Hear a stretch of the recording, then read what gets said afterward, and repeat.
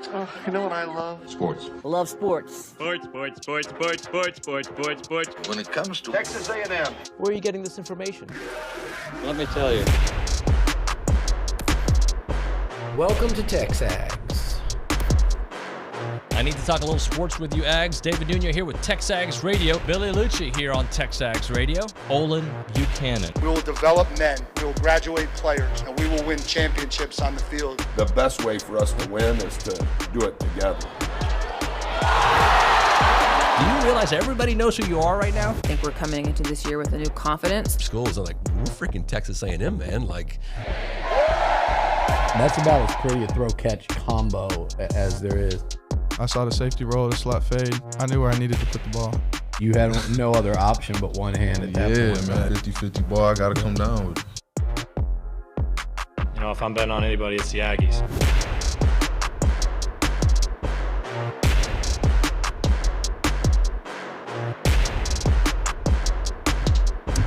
So a little bit after the show yesterday, Pete Thamel reported that Ohio State had zeroed in on Ross Bjork to become their next athletic director.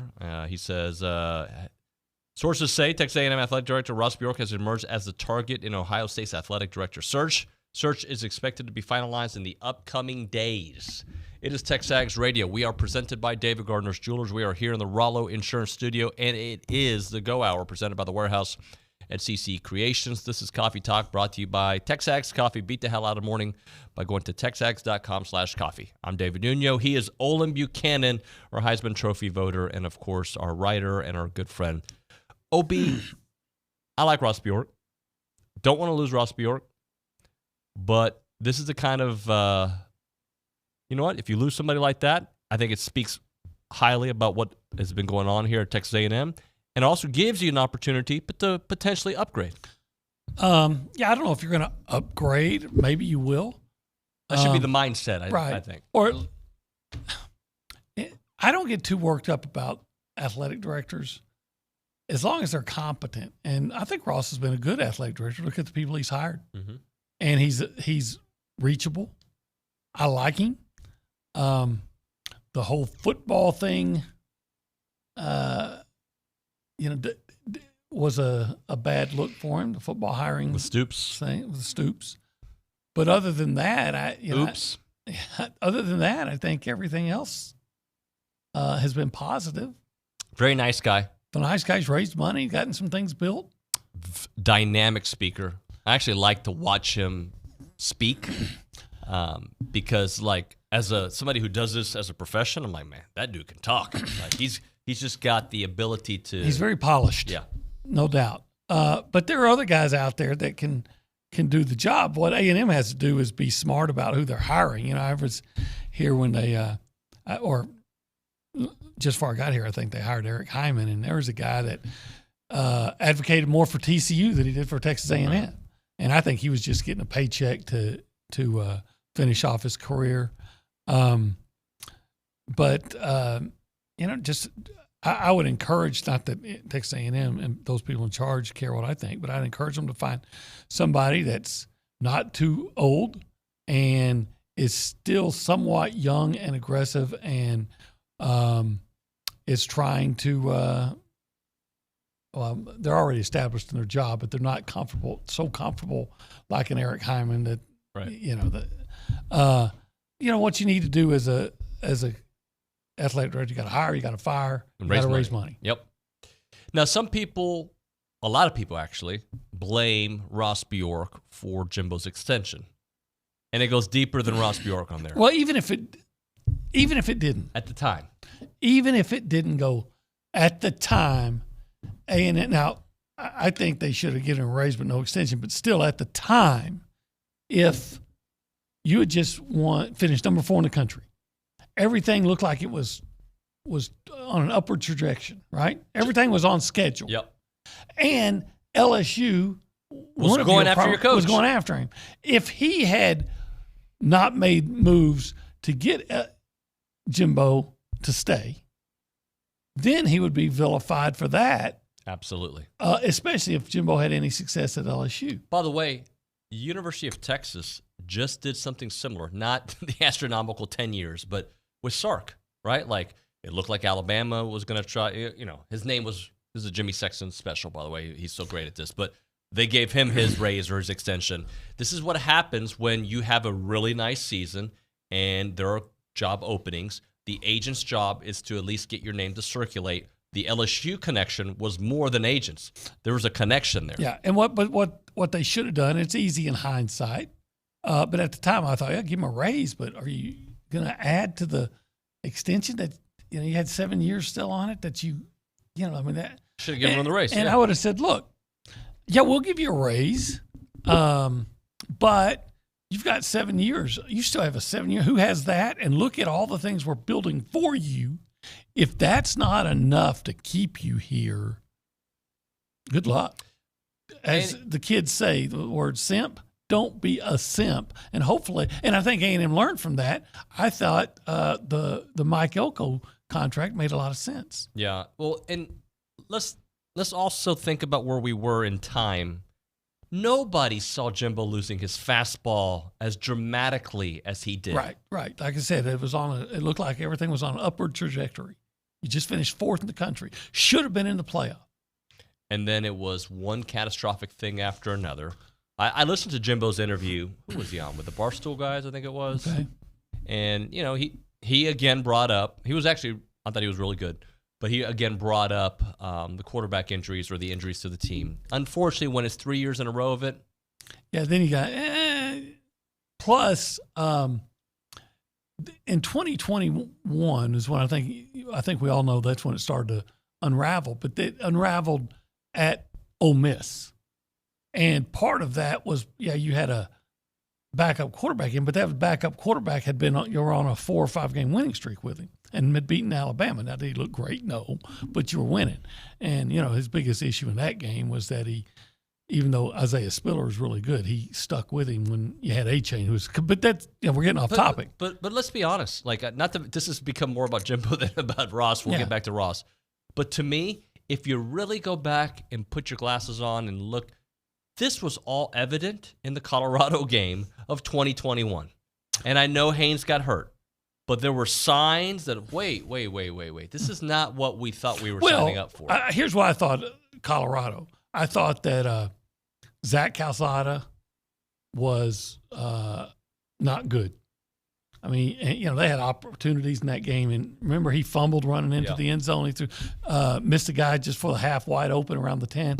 So I thought that, oh gosh, their backup quarterback's not good. And then he was terrible against Arkansas. And then he took the sack in the end zone against Mississippi State. You're like, this guy's incompetent. Right. But then they beat Alabama, and then he was okay against Missouri, and then they beat I think it was South Carolina, and then they beat Auburn, which with no offense, by the way. But you're thinking, okay, this team's got it going. Auburn was ranked 20th, and they're going to Ole Miss, and you're feeling confident. And the issues with Calzada came up again. So you can blame we kept losing our starting quarterback. Yeah, but every quarterback you brought in, with the exception of Connor, could not play in the SEC.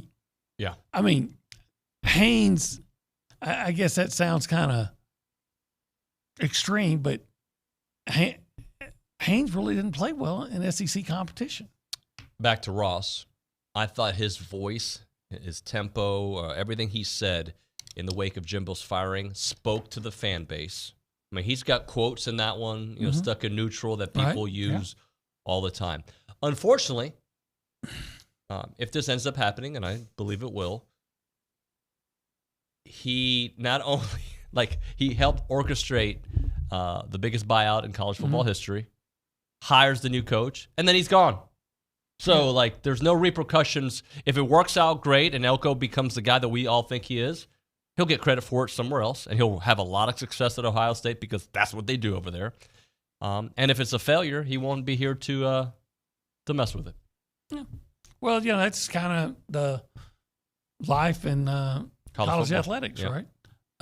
Look, I said I like him, so whatever he decides to do, I hope he is happy and has success. But All I care about is Texas A&M. Yeah. And then you just say, okay, let's come up with the qualities we want in an athletic director. And I think the number one thing is you got to be able to make sure you can get along with get along well and fully support the coaches in your revenue producing sports, i.e., football, basketball, baseball. And I think that's the first thing. So find the guy that's going to have those qualities as far as being polished, as far as still being aggressive, and has a history of doing well with his coaches. I want young. I want innovative. Well, how young? I don't know how young. I'm not talking 28-year-old. I don't know. I want the best guy. The best guy who wants the best for this university, right? Is there somebody internal? Is it Justin Moore? Is it somebody? Do they go outside? I'll leave that speculation to Billy Lucci, but I'm just saying that I want maybe they should hire Luch. Why not? Maybe he's too old. Yeah, you said young. I don't know if it's young anymore. I don't know if young has to be the right thing, but somebody who understands the changing world of college football, college athletics that we're in. If whoever you hire, if you can find somebody that actually went to A&M, now don't hire somebody that went to A&M just because they went to A&M. That'll get you in trouble. If they're not, you need to find somebody that's really stellar in their field. But if you can find somebody stellar in their field or that can be stellar that went to A&M, that's a bonus. And I think that's where you should go. I do want to say this. Clint, I think you got your information wrong. Jimbo was there because of Bjork. Bjork should have been fired when Jimbo was fired. Simple. No. Jimbo was hired first. Jimbo was hired by Scott Woodward. Yeah. Yes. And Jimbo, I believe, helped pick Bjork. Maybe. I don't know if that's the case, but maybe. Okay. I'm sure the head football coach had some say in it. I guess that's more my point. Regardless, I say it's an opportunity to upgrade, not because I don't think Ross was good. I'm saying because that should be your aspiration every time. Yeah, that's true. Always try to get better. Always. In some way, right? Look, the last two athletic directors they've hired here were Scott Woodward, who I thought did a good job, and Ross Bjork, who I thought did a good job. So I have faith that they're going to get it done right. Yeah, they're not going to do the Eric Hyman thing where you know what? You know who applauded that Eric Hyman hire? Who's that? The TCU Horned Frogs. Did they? Yes. And Eric Hyman's wife, probably. And Eric Hyman's wife. Yeah. If you want to be a part of the conversation this morning, you can do it multiple ways. There we go. I was looking at the wrong camera. You can call us up at 979-693-1150. We'll pick it up on the Brian Foley Law Hotline. What do you think about the news that it looks like Ross Bjork could be headed to Ohio State? You can also text us at 979-693-1150. OB, before I go check in, we don't have anybody at the Angry Elephant News and Social Center. I texted, and I think Nick did as well. I know Nick did.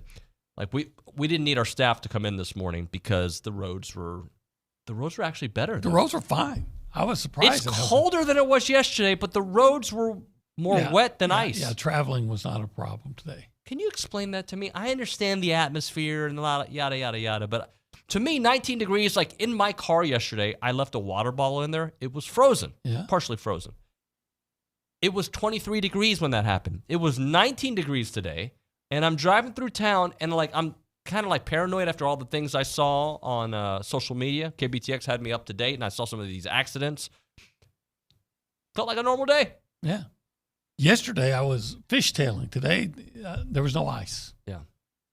Maybe did it get cleaned up? Was there enough? Was there enough sunshine last night for that water to evaporate, or yesterday, not last night, yesterday, for that water to evaporate, and there just wasn't enough water to freeze? Yeah. Because it doesn't matter how cold it is if there's no precipitation. I need a scientist to really break it down. Andrew Huberman, if you're listening or watching, please reach out to us. The crust of the earth hasn't quite gotten down to below 32 degrees Fahrenheit. I don't know. Before we get into basketball, let's check in with Nick Savage, who might bring up basketball. He's behind the glass. He's our director. Hello, Nick. Good morning, buddy. Howdy morning, y'all. Wrong. I'm going to go a little bit of football. I know y'all break it down a little bit more, but I'm sure y'all saw a pretty big announcement coming for A&M football. Could have been our lead. Yeah. Shemar Turner returning to A&M. I guess yesterday was the deadline for him to enter the NFL draft. He doesn't do it. And then he tweets out this pretty little graphic running it back. So happy to have him back really keep, man, that defensive line is turning into something really, really special. Could be, I got to tell you, and again, this isn't a knock on anybody, but I'd rather have Shemar Turner back than Ross Bjork back because. Hey, Ross, he's right there, actually. And I would say that, and he would understand. He would probably be like, I would do. Because Shemar Turner will have a bigger impact on Texas A&M winning football next year than Ross Bjork would. That defense, we always knew they would be good because of coaching, right? Like, and by the way, DJ Durkin did a fine job. No, he didn't, but go on. He did a fine job. He sucked, but go on. They got to the quarterback a lot last year, and the linebacker play was better.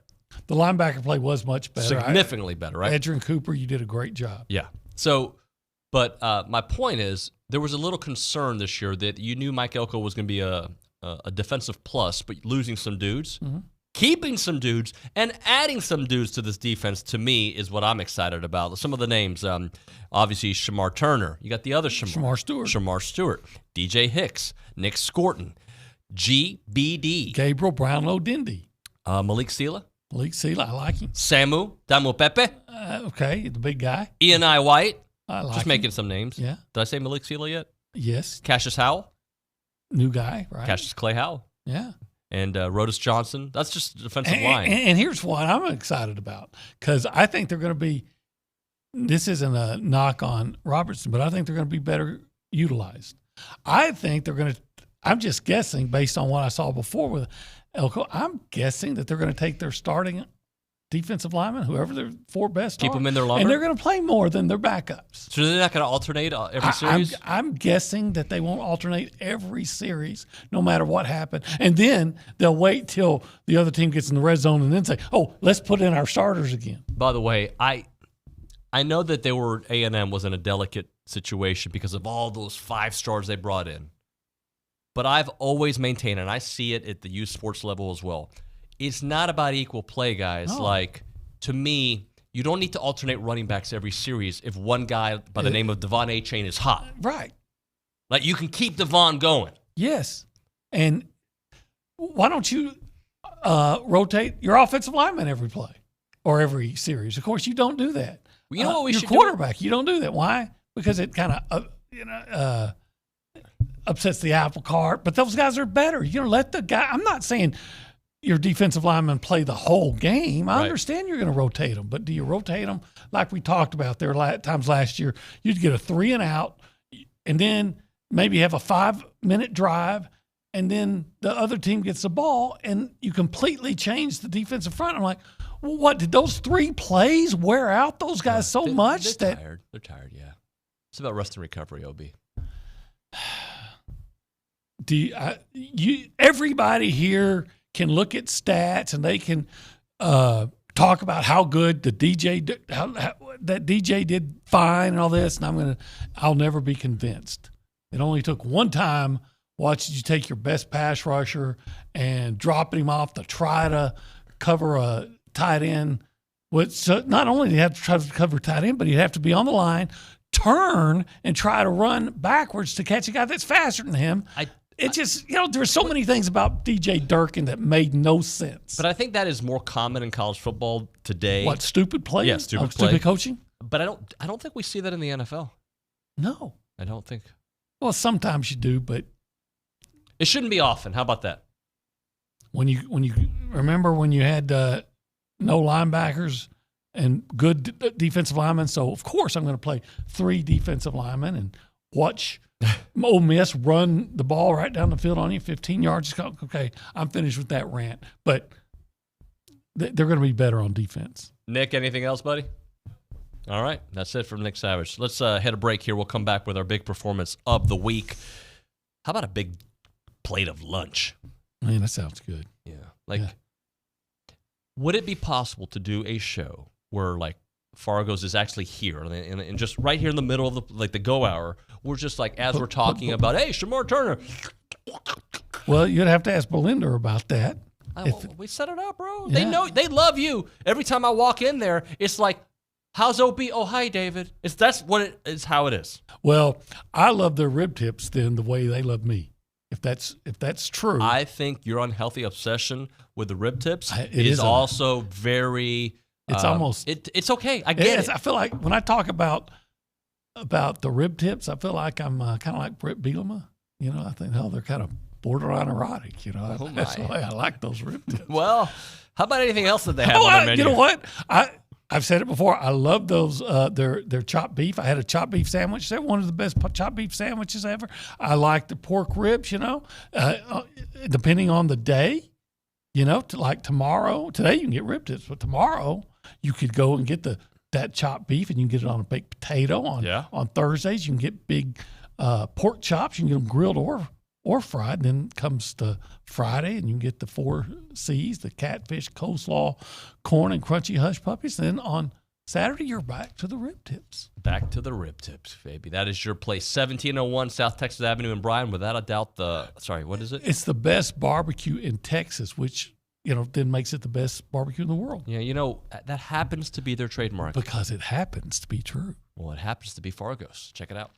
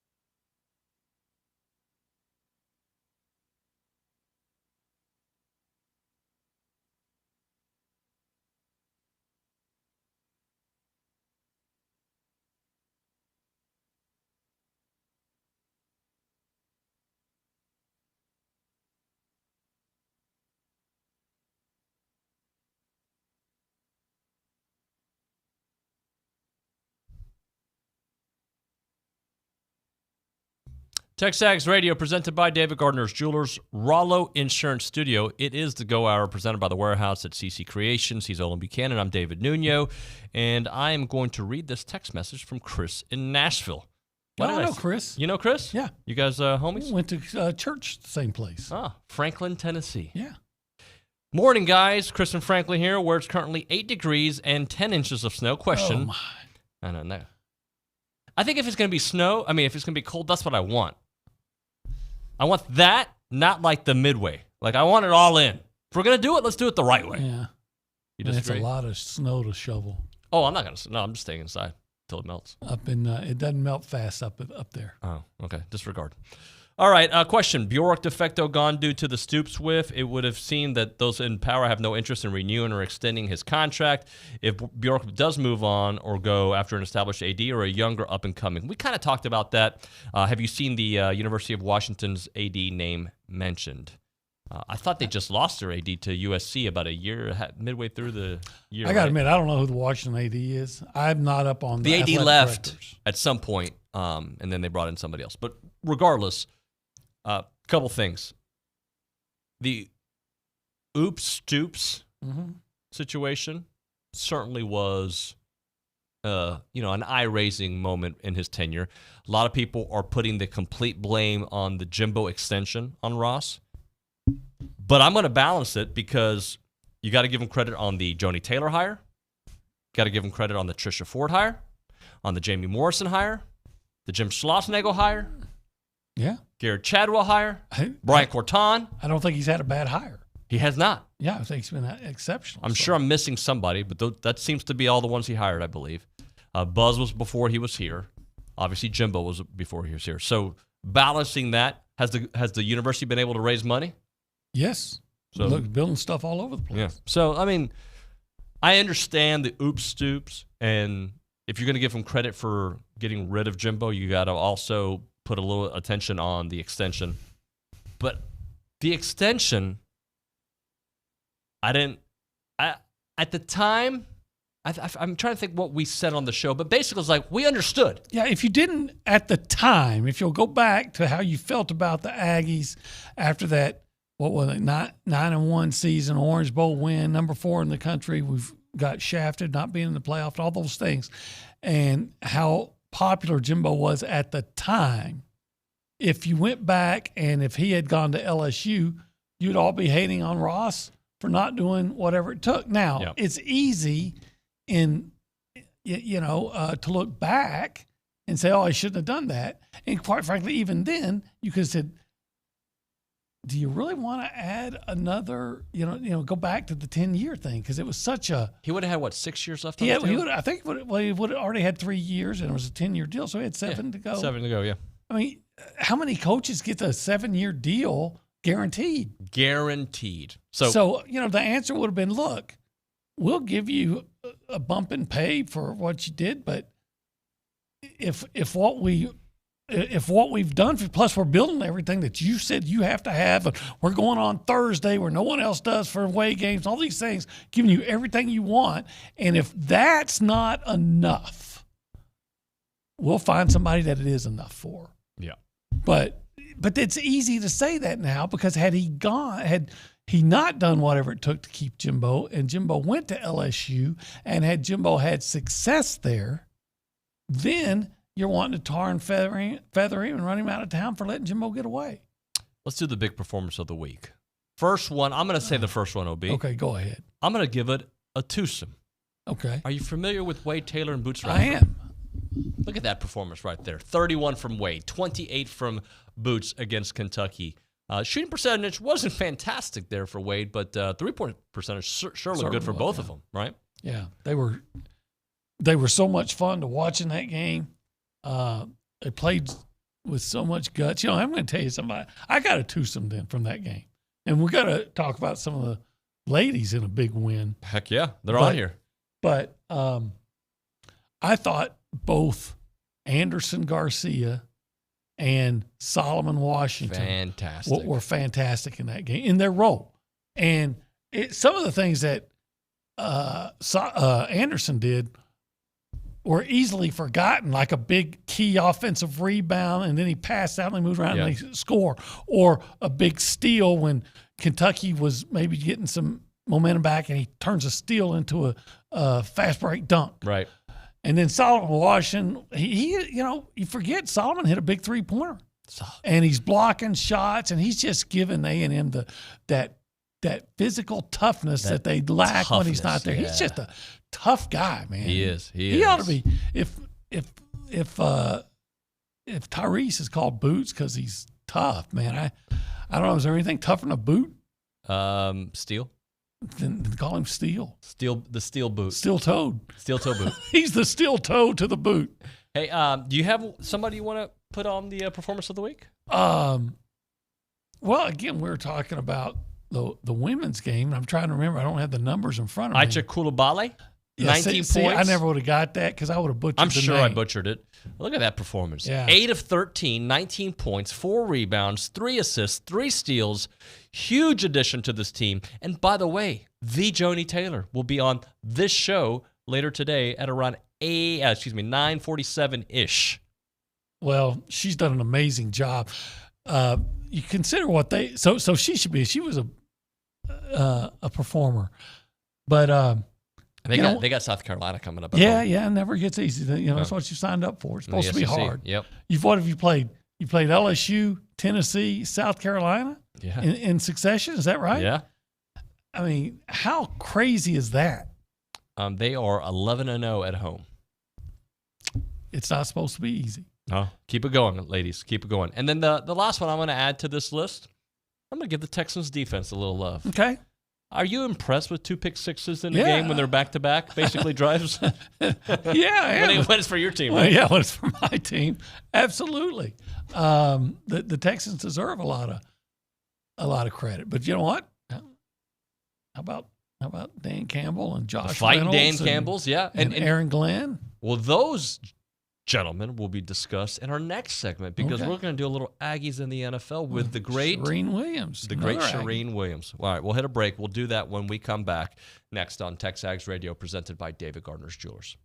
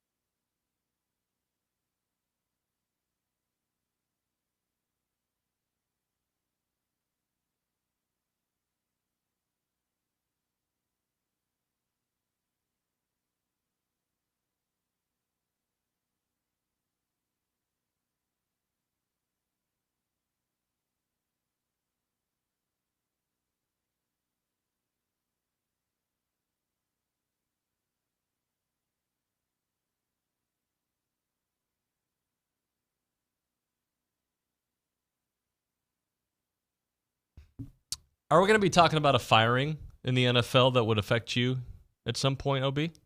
I hope. I sure hope so. It's TexAgs Radio. We're presented by David Gardner's Jewelers Rollo Insurance Studio. Go Hour, presented by the Warehouse at CC Creations. We go to the Brian Foley Law Hotline, and we are joined by Charean Williams of Pro Football Talk, the Hall of Famer, our great friend, and, of course, a great Aggie. Charean, good morning. Good morning. How are you doing? Staying warm? Yeah, I feel like today, even though it's colder, it feels fine. Feels all right. Yeah. How's it up there in the Metroplex? It's cold, but yeah, I'll be out in it. Go to the gym and work out. I'm not going to work out outside, I'll say that, but go get my run in inside. Hey, before we get into NFL stuff, and we had a lot of Aggies in the NFL to chit-chat about, especially advancing here in the playoffs, let's talk Aggie basketball. What do you think about this performance against Kentucky? Yeah, it was fun and much needed, obviously. They had to get that win, and, I obviously didn't like the officiating at the end of the game. Thought it should have ended in regulation, but we'll take it. We'll take the overtime wins. Thought they played really, really well, and hopefully that turns this team around the corner and gets them on the winning route. It just shows what they can do, I think. And we talked a lot about just getting in the tournament, and it doesn't matter where you are, what seed you are. None of that matters. It's once you get in there, what are you going to do? And sometimes the teams that get hot at the end of the season, we're seeing it in the NFL now. You saw the Eagles last night. They weren't hot going in the postseason. They showed they weren't hot, and the Bucs were playing better football at that time. So it doesn't matter, the odds or anything else. Just get in the tournament. Once you get there, anything can happen, especially if you're playing well. Yeah, all those things. Hey, by the way, since you're going to talk basketball, I know you're a fan of the women's basketball team, too. Hey, what a big win over Tennessee, right? Yeah. Oh, my gosh, yes, that was fantastic. They're playing well. She was the right hire for this program, and I think she's going to do great things at A&M, and I think we're starting to see that come to fruition. So, yeah, absolutely. I'm on both bandwagons hard. Charean, before we get into Aggies in the NFL and the actual playoff games that have taken place and are about to take place, let me ask you a little bit about his team, the Cowboys. Are we going to be seeing a coaching change, you think, at some point soon? Well, it's interesting because my boss, Mike Florio, texted me privately a few weeks ago and said, hey, can you see any scenario, Belichick wants to go to the Cowboys. I was like, no possible way. No, and he kept saying, I said, well, Jerry's not going to give up his power. Yeah, but Bill doesn't really want power. Okay, so he's going to be okay with Jerry going on the radio twice a week and giving up who's playing, who's not playing. Yeah, but so we go through all those things. So he wears you down, basically. So then he gets on our text stream with my coworkers and starts doing the same thing. And I just got tired of it. I said, look, if Bill Belichick goes to the Cowboys, I will get a tattoo of Bill Belichick's face on one butt cheek and a tattoo of Jerry Jones's face on the other butt cheek. So, needless to say, I did not know that he went on the air with Chris Sims and told this, that both Chris Sims and Florio offered to start the collection to help pay Bill Belichick's salary with the Cowboys. And then when I went on the air, of course, they made a big deal about it. As of a week ago, I felt really good about no Bill Belichick in Dallas. I just didn't see any possible way. There was one scenario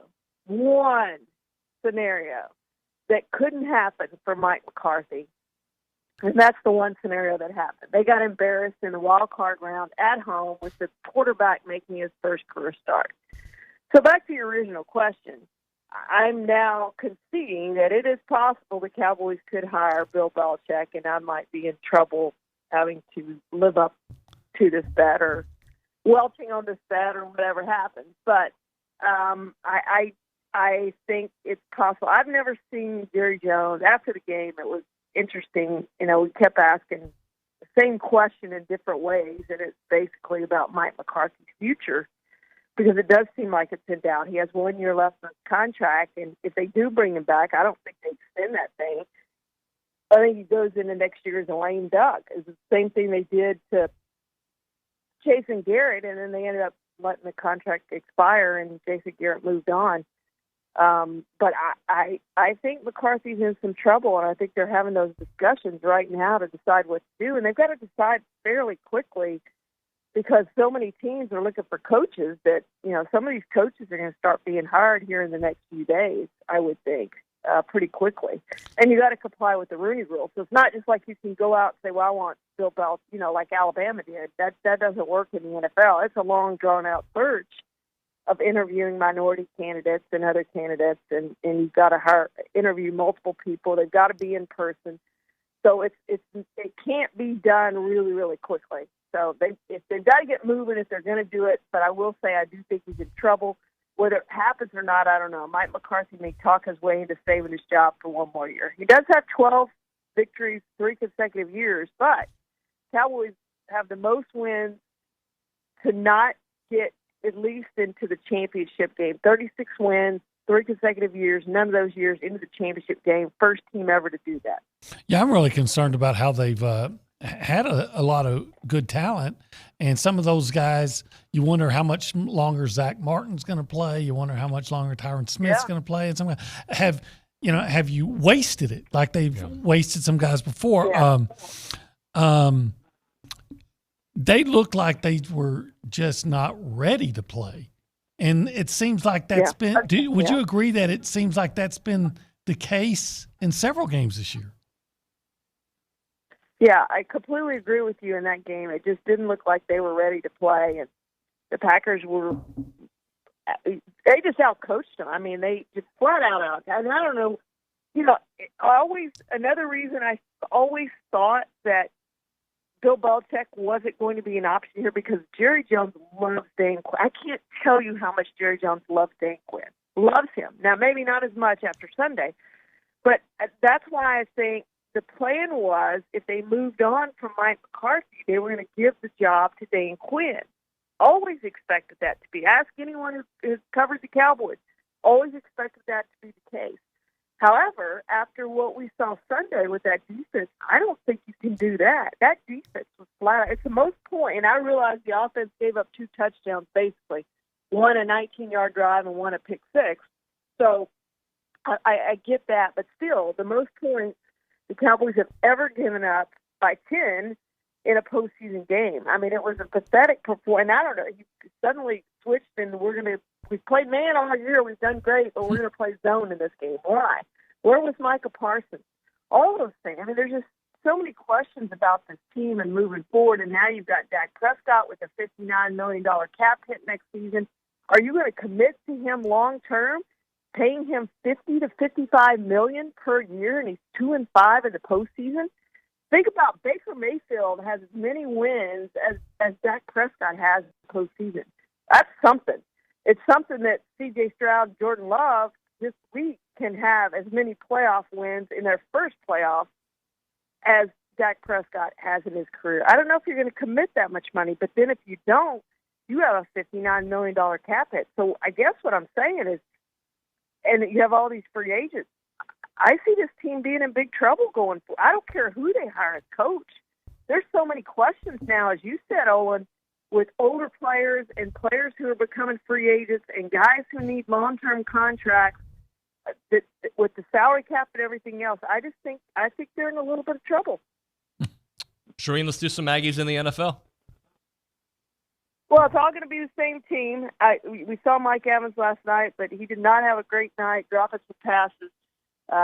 We saw Donovan Wilson not extend his interception streak to 3. We saw, unfortunately, Tyrell Dodson did not get to play. Hopefully he comes back. They certainly missed him. I had him on my all-pro ballot on second team. He played that well this season. It's nice to have some Aggies on the all-pro ballot. Myles Garrett did not have a good game against the Texans, so that leaves us with the Detroit Lions. So we're going to go Aaron Glenn, number 3, for getting that stop at the end of the game, his defense. He's up for a lot of jobs now. Hopefully he gets one of these head coaching jobs. We're crossing our fingers that that's going to happen. I think it's time for Aaron to get his opportunity. I don't know if you guys saw, but the NFLPA surveyed players around the league about their favorite, what they thought of their coordinators. Aaron Glenn had among the highest scores from his players. That's how much he's loved in Detroit. And I don't think anyone who knows Aaron Glenn is surprised by that. But so Aaron Glenn 3. At number 2, we're going to go Josh Reynolds. 5 catches, 80 yards, had a good game, and has really become a good third receiver for the Detroit Lions and in this league. And then number 1, we're going to go Dan Campbell, of course. What a win for the Detroit Lions, and I think they're going to win again this week and get to the championship game. And just the job he's done has just been incredible. And he's beloved in Detroit and will always be a hero there. Perfect fit for that city and that team. And I'm a Lions fan and I'm a Texas fan going forward, and I love to see those two teams be at the Super Bowl. I don't think we're going to have that, but that's who I'm rooting for to get there, and it'd be fantastic to have that. Yeah, agree. I don't. What Dan Campbell's done? I mean, it's the Lions. That's all you have to say. It's the Lions. Yeah. There were people calling for his job before he's coached the game. I remember when Dan LeBatard was mocking the Dolphins for making an interim coach and just dismissing him. And I wonder where that LeBatard guy is now. And, I wish somebody would – I'm sure he has a podcast. I wish somebody would ask him about that now. And he's the kind of coach now that teams are looking for. You're looking at, teams are looking at Antonio Pierce's former players who know how to relate to the players, and that's what Dan Campbell's done. Kudos to him for what he's done. Again, another guy, none of us who know him are surprised with what he's done. Charean, I don't like the Texans' chances against the Ravens, but I don't even think it matters. D'Amico, Ryans, and C.J. Stroud gave this. Yeah, he played with house money. Yeah, well, he gave them hope. Yeah. And he's exceeded all the hope you could have expected in year one. No question. You look at this team, 3 consecutive years, total is up, 11 total wins. They had 10 wins this season. They won the division, unexpected. People voted for Kevin Stefanski, I know. I don't know. I just don't understand it. Like, I know he played 5 quarterbacks, but to look at what the Texans' expectations were before the season, I want to hear from somebody, and you guys call in if you bet on the Texans to make the postseason before the season, because you made some money, and they had the 31st odds to make the postseason. They did that. It's been unbelievable what they've done in year one of D'Amico Ryans. And again, I think it tells you what a difference coaching makes. Now you have quarterback, and it's what a difference the quarterback makes too. I get that. I will say this right. The Houston Texans, I believe, will win a Super Bowl for the Dallas Cowboys too. I believe that. They have the coach, they have the quarterback, and that's going to be long term. And they have the quarterback on a rookie contract. They can build in free agency. I'm going to say in the next couple of years, I'm going to be disappointed if the Texans don't win a Super Bowl, because I think they're building that way, and I see it happening. And I'm with you. I don't think they beat the Ravens this week, but Olin, as you said, they're playing with house money. Where they've gotten right now, I think it's surprised a ton of people with what they've done. They're only going to get better. It's true. Yep. Charean, thank you so much. Stay safe. Enjoy the outdoors as little as you do it, and we'll talk to you soon. Thank you, guys. See ya. Charean Williams on the Brian Foley Law Hotline. All right, let's hit a break here, OB. We'll get some final thoughts on the Go Hour presented by the Warehouse at CC Creations. Right now, we're talking about Chance McClain and Heritage Films or Year Flicks, whichever one is a better option for you. Maybe both of them are. Year Flicks are shorter. They're not documentaries. They're more Q&A, right? And it's great to do it for your kids. It's like a benchmark video, 6th grade. You can maybe find out all the things that they're into, things you may know, but capturing it on video, Q&A form with a green screen, then follow it up maybe their freshman year of high school, their junior year of high school, maybe their freshman year of college. And you've got these like different chapters of their life in a benchmark video that is done by a decorated professional, highly talented, creative, and Chance McClain.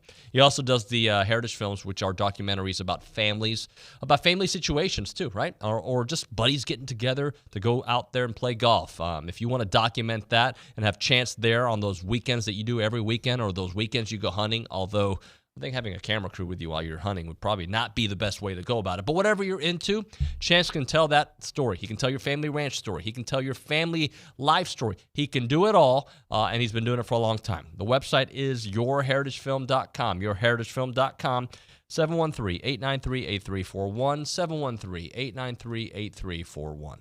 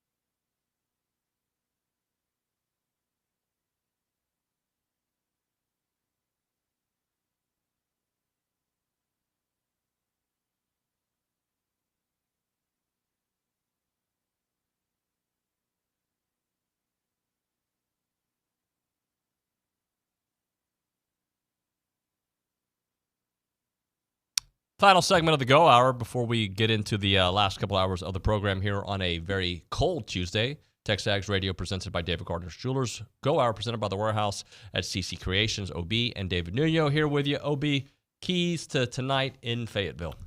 Attack. Yeah, attack. Get to the room. Just do the things you do well, and do those. Go to the rim. Look, is it a coincidence that when Wade shoots well from 3-point range, that A&M either almost beats UH and FAU and beats Kentucky or not? No, that's not a coincidence. You need Wade to shoot well. As a team, I don't expect them to go out and always shoot what they did against Kentucky. But not everybody who plays Kentucky. You can't be shooting less than 20% from 3-point range because they take those shots. Or don't take them. Or take fewer, but attack the basket and play really good defense again. And Arkansas is a team. Calipari said that A&M was a desperate team. Arkansas is a desperate team. Arkansas has to have tonight. They have to win. They have the exact same mindset that A&M had going into Kentucky. And let's go ahead and be honest. The likelihood of A&M beating Kentucky heading into that game didn't point in the favor. No, it didn't. And Arkansas's got talent to match up. If there's a difference, is that A&M played reasonably well against Auburn on the road. Yeah. Arkansas was blown out at Florida. That game was over at halftime. Jay David on the YouTube page Yeah. says 79 degrees currently in Miami. Well, then enjoy. Enjoy that, baby. Like I said earlier, if it's going to be cold, I want the snow. I want it all, right? I don't want just like icy roads. I want to build a snowman, even though I won't go outside and do it. I 6 years in Nashville, and Nashville's not even horrific winters, but there were a couple, and I got all the snow I need for the rest of my life, and I'm never going to live any further north than North Zulch. Tell me, am I too protective of a father? Yesterday, young Christian, my oldest by 1 minute, he went to go get Isla at a friend's house. I thought he was going to go walk there and get her a couple houses down. Oh, no. He rode a bike without a helmet, and the roads were very icy at that time. And I'm like, buddy. He's like, Dad, it was fine. I was like, I was like, no, that's dumb. That's like asking for a concussion or worse. Yeah, because of the weather. Because of the weather, yeah. Because when I was a kid, we rode our bikes all the time with no helmet. Yeah, but on icy roads? But not on icy roads. Where like cars in our area were sliding? Yeah, right, yes. No, don't be dumb. Well, I'm very protective. It's a kid. Kids make They do silly choices sometimes. They don't even know they're silly. They don't. He looked at me, he's like, oh yeah, that was probably not smart kind of thing afterwards. But did you get her home all right? No, she wasn't ready to come home, so I had to go back and get her later. Okay. Actually, Elizabeth ended up getting her. Obie, thank you, sir. You bet. All right, that's going to do it for the Go Hour. When we come back here on TexAgs Radio, Justin Lanham breaking it all down. We'll get you ready for that Arkansas game. Desperate team versus desperate team. That and more. It's TexAgs Radio.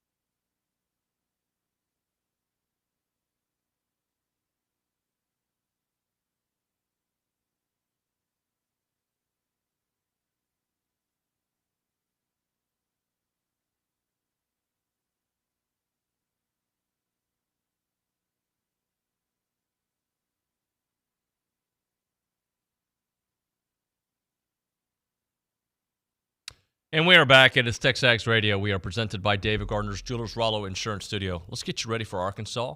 Let's look back at Kentucky as Texas A&M basketball hopefully found their magic potion, the ingredients that Buzz gets together here. Let's go to the Brian Foley Law Hotline. We're joined by Justin Lanham here on the program. Justin, good morning, buddy. Good morning, David. How are you? I'm good. We were going back and forth during the game. Let's talk basketball, but for a moment, you and I were like everybody watching that game, explain the boots call, because I understand the kick out, right? I understand that is a foul. I've seen many people do it at the NBA level, some college kids. That's not what I saw there. I just saw a leg naturally kind of drifting, not a kick out.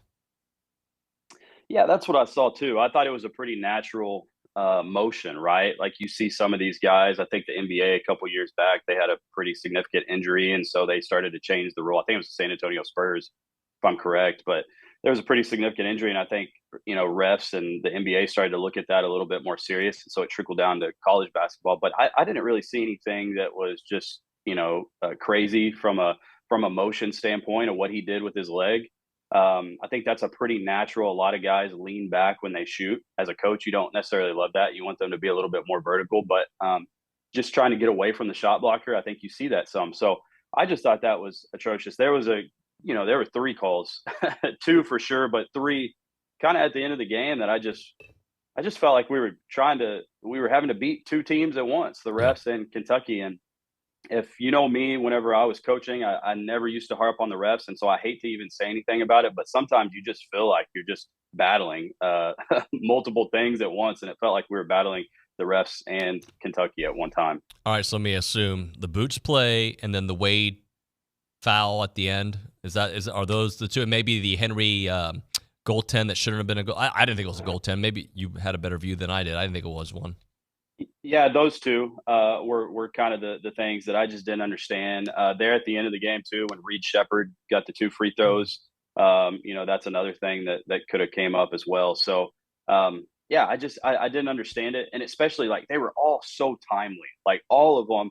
We're about to go up, what was it, by 8 points or something whenever Wade hits that shot, and you erase those points off the board, and it just feels like, what is going on, So that was really tough to see and disheartening. Before we actually break down that game, just feel, how are you feeling about this team, considering we've seen them play at a high level on a couple different occasions, some in losses. A lot of times we haven't seen them play at that level, yet here we are, kind of feeling much better about the trajectory in SEC play than we did a week ago. Yeah, you kind of feel like, last week your back was against the wall.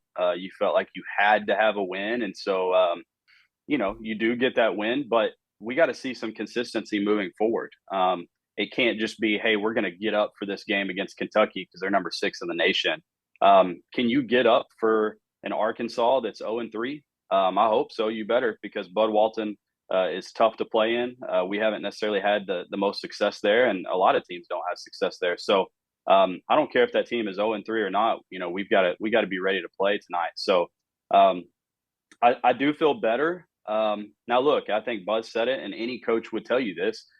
When you shoot the ball better like we did, it's going to look better. Even in a loss, when you shoot the ball better, it's going to look better. So can we get that consistency? And look, I'm not saying that we have to shoot almost 38% every single game like we did against Kentucky, but can we get a little bit better than what we have been? Can we hang around the 30% instead of being down in the teens? And so if we can get that, I feel good about this team. We got back to doing what we were doing on the offensive boards a little bit, the physicality that we play with. I felt like the energy was there. And so, if we can do that consistently, I really like where we're going.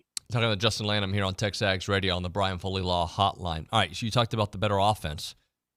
Attacking the rim was, to me, the reason everything else started to click, where there was much more of that. But what did you see offensively, maybe from a coaching perspective, that was different? Yeah, something that was interesting that the coaches must have seen, because we were doing so much of it, is we started to ghost screens. And ghosting screens, you come in and you're acting like you're setting a ball screen, and players are taught to tap the guy on the hip to make them think that a defender is or offensive player, I guess technically is there coming to set the ball screen, and then you pop. And we were doing that over and over and over again. And so it was kind of creating this confusion for the on-ball defender. And I think that's why we were able to get downhill so well, is because we were creating this confusion with this ball screen, this ghosting, this ball screen.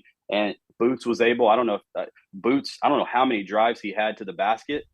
Something else that we did really well inside is Levesque and Henry, when they were inside, they sealed their guy off so that Boots did have an open lane to drive to the basket.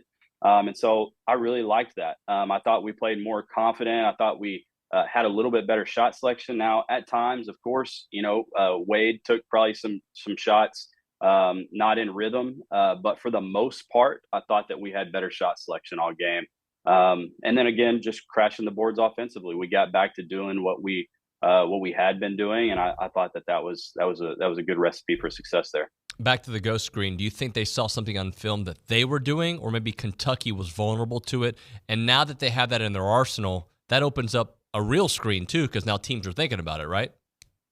Well, yeah, you go to a ghost screen a lot of times when teams switch because you want to create that confusion. If teams aren't switching, then probably a ghost screen isn't as effective because that guy's just going to get over regardless. But whenever you do have somebody, a team that is switching a lot of ball screens, then that ghost screen can create some confusion. And so I'm assuming that Buzz and staff obviously picked that out of film after watching Kentucky and diagnosed it and said, hey, let's kind of create some confusion on these ball screens, help our guys get that first step on a guy. Because when you create confusion on the ball, that on-ball defender has confusion, you're going to have that first step on him because he doesn't know what he's doing. So, yeah, I would assume that they saw that on film. Talking to Justin Lanham here on TexAgs Radio. Let's go back to Williams Levesque, too, because I think his performance, the physicality, the shielding of players, and I know Henry did it as well. You mentioned that. But, it's kind of like what I talked about with Anderson Garcia last year, that there was a moment you're like, okay, now I see where he fits, and, now he gets it as well. I'm hoping that's what we see from Levesque moving forward. Yeah, absolutely. His physicality, I thought something that he did really, really, really, really well was contested vertically at the rim. He's a big body. He's tall. And so his ability to contest at the rim was huge for us. There are just replays in my mind, this Kentucky game of Boots getting to the basket and Levesque just doing a great job of sealing it off. We do get lucky in that sometimes because there are some officials that will call that an illegal screen at times. And so we did do a great job of just being in position, coming down, sealing the post, and then whenever he drove, just continuing to seal him off. And so I really thought that he did a great job of that. All right, so everything seemed to click when Boots was being Boots. What was it? Was it finally he's in rhythm from a basketball standpoint? Is it just did something change with the way they used him, or do you think it was more like, all right, he feels healthy again, he feels comfortable, he can attack now? Yeah, I think it's a little bit of that, but I think his game was balanced this past game. He was 3 for 6 from 3, and then he was also getting downhill. And when you're guarding a guy like that, I think my very first show that I came on, you asked me what I thought about Boots, and I said, and I'm not saying he's Dwayne Wade, but I compared him to a Dwayne Wade, where he can shoot the 3 and he can also get to the basket, and that's hard to defend. How do you close a guy out like that? Do you stay off of him? Do you get up on him? And so because he was so balanced last game, shooting 3 for 6 from the 3 and then also getting to the basket, that's just hard to guard. And so I think that played into it. Those defenders just didn't know what to do on him. And so if he can be consistent like that, I'm not saying he's got to hit 5 threes a game, but if he can hit a couple of threes where now defenders have to respect him, well, then he's going to be able to get to the basket. So I thought that was the difference maker for him this game. I told Buzz yesterday on the show, and obviously you need elite scorers out there to win, right? Well, it helps to win, right? But I really feel like his game and Wade's game, they complement each other so well that they almost need each other to be the best versions of themselves.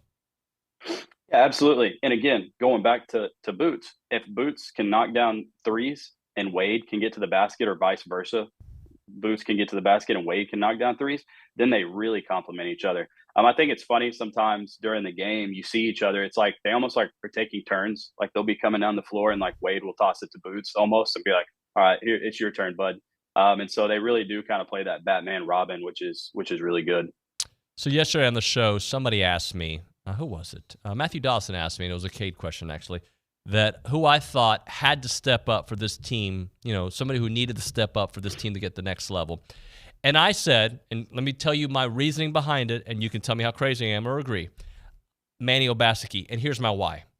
I've come to expect for Solo to give you Solo production. I've come to expect Anderson to give you Anderson production. Hayden Hefner, I've come to expect for him to be, when he's on, and not, he's still going to be a consistent player.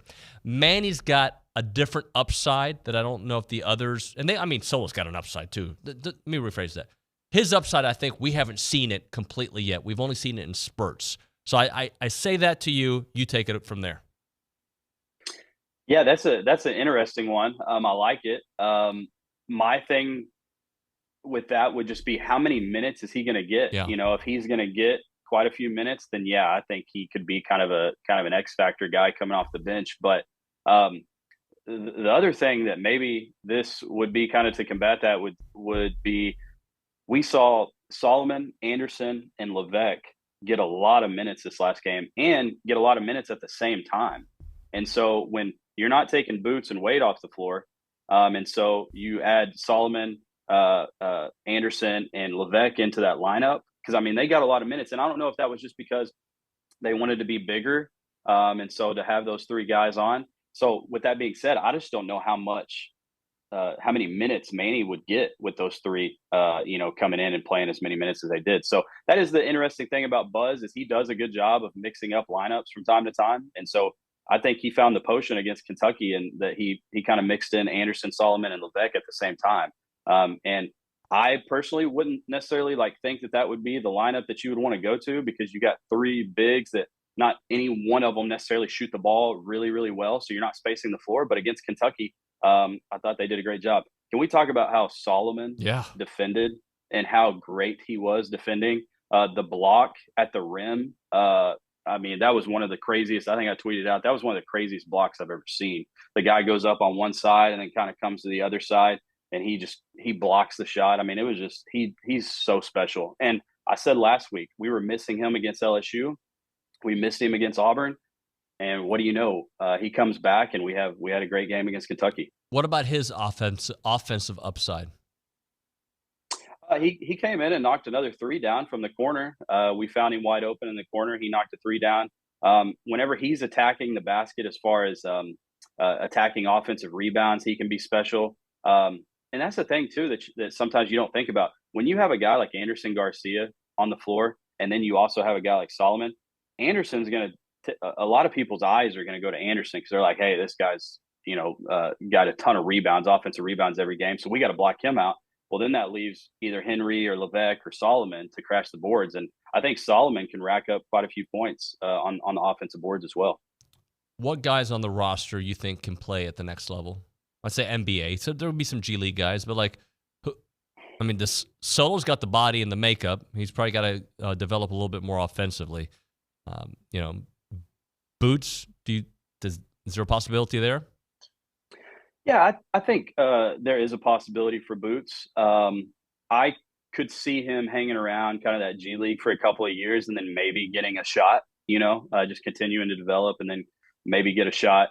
I think Solomon, man, the thing that's tough about Solomon is he probably lacks some stuff in skill, but what he lacks in skill, he makes up for with just his intensity and just hustle and all those types of intangibles. So that's a great question. That's obviously really hard to predict.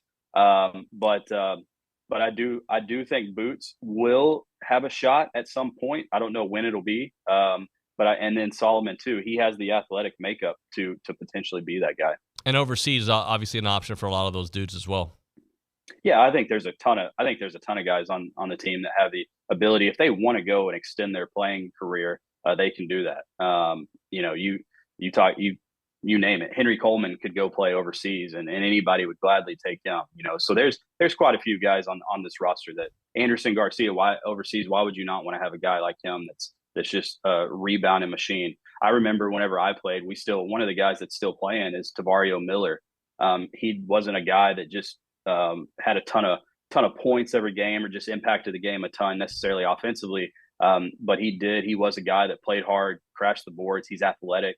And so I could see a couple of guys doing that as well. Is there anything from the game in Kentucky that you see that they'll replicate moving forward? I mean, obviously, I would love to see us replicate the shooting. I don't know if that we will. But I also, I think I touched on it earlier, that I want to see is I want to see more of that lineup that we saw. Now, Henry, I wouldn't say Henry played awful, but I think Buzz saw that Levesque was giving something maybe that Henry wasn't at the time. And so Levesque got some more of those minutes. So maybe instead of Levesque, Solo, and Anderson, you're going to see Henry get inserted, into those moments. So I want to see those lineups again. I want to see if Solomon and Anderson can come in and kind of up their minutes and give us consistency there, because I really like that lineup. And here's the deal. If Boots and Wade are doing what they're doing, I'm not saying that they have to do exactly what they did against Kentucky, but if they're giving us some good quality offensive minutes, then you can continue to see Solomon and Anderson and Levesque in at the same time. Talking to Justin Lanham here on TexAgs Radio. All right, so A&M was desperate versus Kentucky. Arkansas is desperate right now. That is a hard place to play. They've struggled quite a bit. What do you expect to see from Arkansas? Yeah, hard place to play. Here's the deal. They're 0-3, but they're still not a bad team. I think right now they're probably going through some culture, chemistry, some issues right now. That's the only thing that I can that's the only way I can make it make sense. Because they have some guys that can play. They got the Tremont Mark kid from U of H. They got the Battle kid that just transferred in from Temple. So with that being said, with those two guys right there, I think that might be part of the problem and you're probably going to start to see that more with all this transferring going on, is just the chemistry. You got two of your leading scorers, two of your best players that just transferred in this past year. And so maybe they're still trying to find that chemistry between each other, the culture. Maybe they're trying to figure out who Musselman is and how they're being coached and those things. So, but other than that, I think Musselman is always known for space and pace. He likes to play fast. He likes to space. The only thing that worries me for us defensively against them is because they space the floor so well, we help a lot. And I feel like they're going to be able to get down. We're going to create a help situation and then be able to fan the ball to guys that can shoot it. And they don't have necessarily the greatest shooters, but they do have guys that are capable of knocking down shots. And so we've got to keep them out of the paint. We've got to keep them out of the drive lanes, and just be ready to close out. And I think it's going to be an interesting matchup. Bud Walton is, like I said earlier, is a really tough place to play. I watched back the Duke Arkansas game, and then I watched them play this past weekend. And when they play in Bud Walton, they play with just a tremendous amount of energy. And so even though they're 0-3, I still think that place will be jumping. Justin, thanks so much, brother. Stay indoors, all right? Thanks, David. See you, bud. There he is, Justin Lanham here on the Brian Foley Law Hotline. We'll hit a break. We'll get a Arkansas insider's perspective. John Nabors is going to be joining us. He's got a new venture he's a part of, so we'll talk to him here in a moment. Right now, we're talking Caldwell Country Chevrolet. They're on Highway 21. They are in Caldwell, and they're online at caldwellcountrychevrolet.com. I bought a vehicle from them over a year ago. It's a great experience, and the experience started with phone calls and text messages. And they were great. Like, sometimes people, you would think they'd get annoyed at all my questions because, the reporter in me comes out. I start asking them about this and that. And, like, they answered all of them. They were fantastic. Got a great trade-in value, great customer service. And obviously, we got the vehicle that we needed for our family. It was a Chevy Tahoe. Fantastic. And it was just an incredible experience. They've got complimentary pickup for their service customers. That is the place you want to go when you're looking for a new vehicle, and you want a place that you can trust. And it's not a far drive. We're talking 15 minutes, the very edge of Bryan to the beginnings of Caldwell. Short conversation away, but you'll see the difference when you step on the lot and do business with the good people there at Caldwell Country Chevrolet. Highway 21 in Caldwell, online, caldwellcountrychevrolet.com.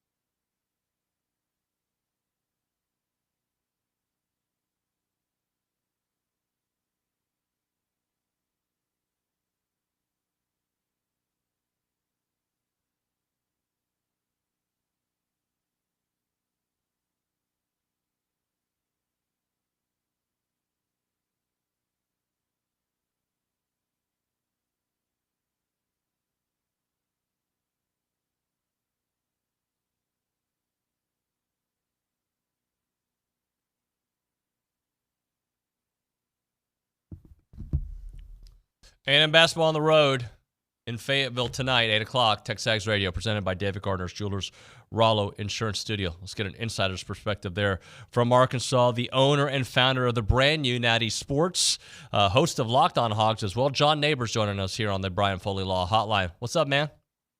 Hey, it's going great, man. Trying to stay warm out here. How about yourself? So a couple of months back, you called, maybe a month or so, you started picking my brain about a couple things, and I'm like, I wonder what this dude's got working. So tell us what you've kind of done. You've moved here over the last couple of months, right? That's right. Yeah, I was actually in Little Rock when I was working for 103.7 The Buzz and started a new company, decided to go out on an adventure, and just launched yesterday called Natty State Sports, and be able to do a live stream show and a lot of video content. We're going to be involved in NIL, have some written content, have a great group of guys in a great office space. So we're just trying to follow the lead of TexAgs. It's probably the only thing in Arkansas anyone wants to follow Texas A&M in, but you guys kind of set the standard. So we're just trying to follow your lead, man. Well, I appreciate that. I saw you guys had a signing day and everything, so that was kind of cool. Yeah. Just trying to make it fun, not take it too seriously, kind of set the tone of what we're going for each and every day here at Natty State. All right, so we're trying to figure out what's going on with Arkansas. This is always a hard place to play for anybody, especially A&M. A team that had a lot of expectations this year. They hit the transfer portal. Eric Musselman, obviously a very good coach. 3 straight losses in SEC play. What's the deal? What's going on there in Fayetteville? Well, you say you're trying to figure out what's going on with Arkansas. I'm trying to figure out what's going on with Arkansas. I think Eric Musselman's trying to figure out what's going on with Arkansas. It's been one of the weirdest things and most unpredictable things that Eric Musselman has gone through as coach at Arkansas. I mean, let's be honest. He's had a lot of success, especially in March. He's been 8-3 in the last 3 NCAA tournaments. Everything's been great, but this year it seemed the talent was there. He did a great job in the portal like he's always done. He had some key returners, especially Devo Davis, who's been around on all those NCAA tournament teams. Trevin Brazil, who was out most of the year last year with an injury, extremely athletic and extremely gifted. And putting the pieces together and getting all these guys, it seemed like it was set up for another great year for Arkansas and Eric Musselman. And the year's not over, but this has been a team that you can't figure out. Nobody can figure out. It's inconsistent in every level. There's really nothing good about it, at least anything that you can say, hey, this is why Arkansas can be okay and maybe get it going. But each and every night is a completely different game and a completely different team that we see each and every time out. Talking to John Nabors. So, John, I didn't see the game against Florida, but I know there was a huge run. I think it was, 24-3 to that effect. Was that the problem in the game, or was it an all-game long kind of situation? I mean, it was a problem all game long, because even in times against Georgia, for instance, before the Florida game they had on the road, they were in the game. They were in contention. They were right there, but then just one thing bad happened, and then another bad thing happened, and it just went out. It's almost like as soon as a couple of things go bad, they don't know what to do. They don't know how to battle through adversity. They don't know how to come back from it. And when mistakes get made, Eric Musselman's policy has always been, hey, if you don't do the simple things that I'm requiring you to do, I'm taking you out and I'm putting someone in. And a lot of times, in most cases, that's worked in previous years.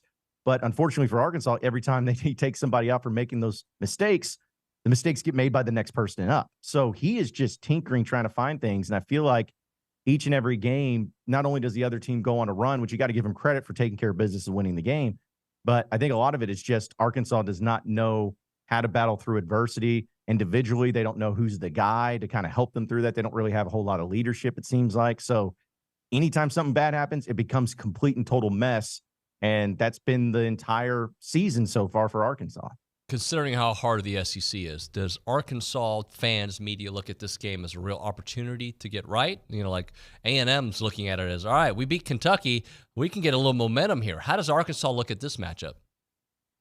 Arkansas looks at this matchup as another loss. I'm just being honest about it, because there's nothing going on right now, especially in SEC play, that anyone can point to and say, well, if this goes right or if this happens, it's all going to be good. If you told me that Caleb Battle, who's had games this year for Arkansas, had 25 points on occasion, if you told me that he was going to have 25 points tonight, I'd say, okay.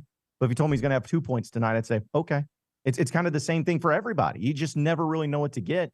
And the thing about Texas A&M, Eric Musselman's had success, as we know, not only in postseason, but in the regular season too, for the most part. But there's been something about Buzz Williams and Texas A&M where Buzz has always played Muss's teams tough, even dating back to a few years ago during the 2021 season, Eric Musselman's first run into the Elite Eight. when Arkansas went on a long run, A&M was not that great of a team, and Arkansas was one of the better teams in the SEC, and they struggled against A&M at home. We know what happened last year and even the year before. It just seems like Buzz Williams' Aggies teams always give Eric Musselman fits. And so that kind of compiled with the fact that they've been struggling, it's hard to really feel like Arkansas is going to win this game unless just they finally click and figure it out. But until that happens, I'm not going to believe it. A&M heading into the Kentucky game was a desperate team. We're under the belief that Arkansas is a desperate team. But are you saying maybe they're more a wounded team, not yet past the desperate phase? I think so. I really do. I think that they're a team that even in, again, the Auburn game about a week and a half ago, that was at home. It was in front of a great crowd. It was on a Saturday. Arkansas had kind of finished the non-conference slate better than what they started in it originally. And let's be honest, too, this is a team that beat Duke at home. So, they had at least a little bit of success. But when that Auburn game happened, it was the worst loss in Bud Walton history. The worst loss by 32 points. And it didn't even look like a semblance of a basketball team. And so when you're going up against a team like A&M, if you have no reason to believe that this is a true basketball team that can really put the pieces together, it's beyond desperation. It's like you got to actually show something. You got to at least show any sort of competition, any sort of fire, any sort of passion, any sort of organization. Because right now, I can't point to anything about this team and be like, oh yeah, that's really good. They don't have it. They just don't have it. And so I know I'm maybe kind of coming off a little bit harsh, but it's just the truth. This is not a good basketball team right now. Maybe it starts tonight against A&M. Maybe it happens. But again, until I see it, I'm going to pick this Razorback basketball team to lose in the tough SEC, as you mentioned.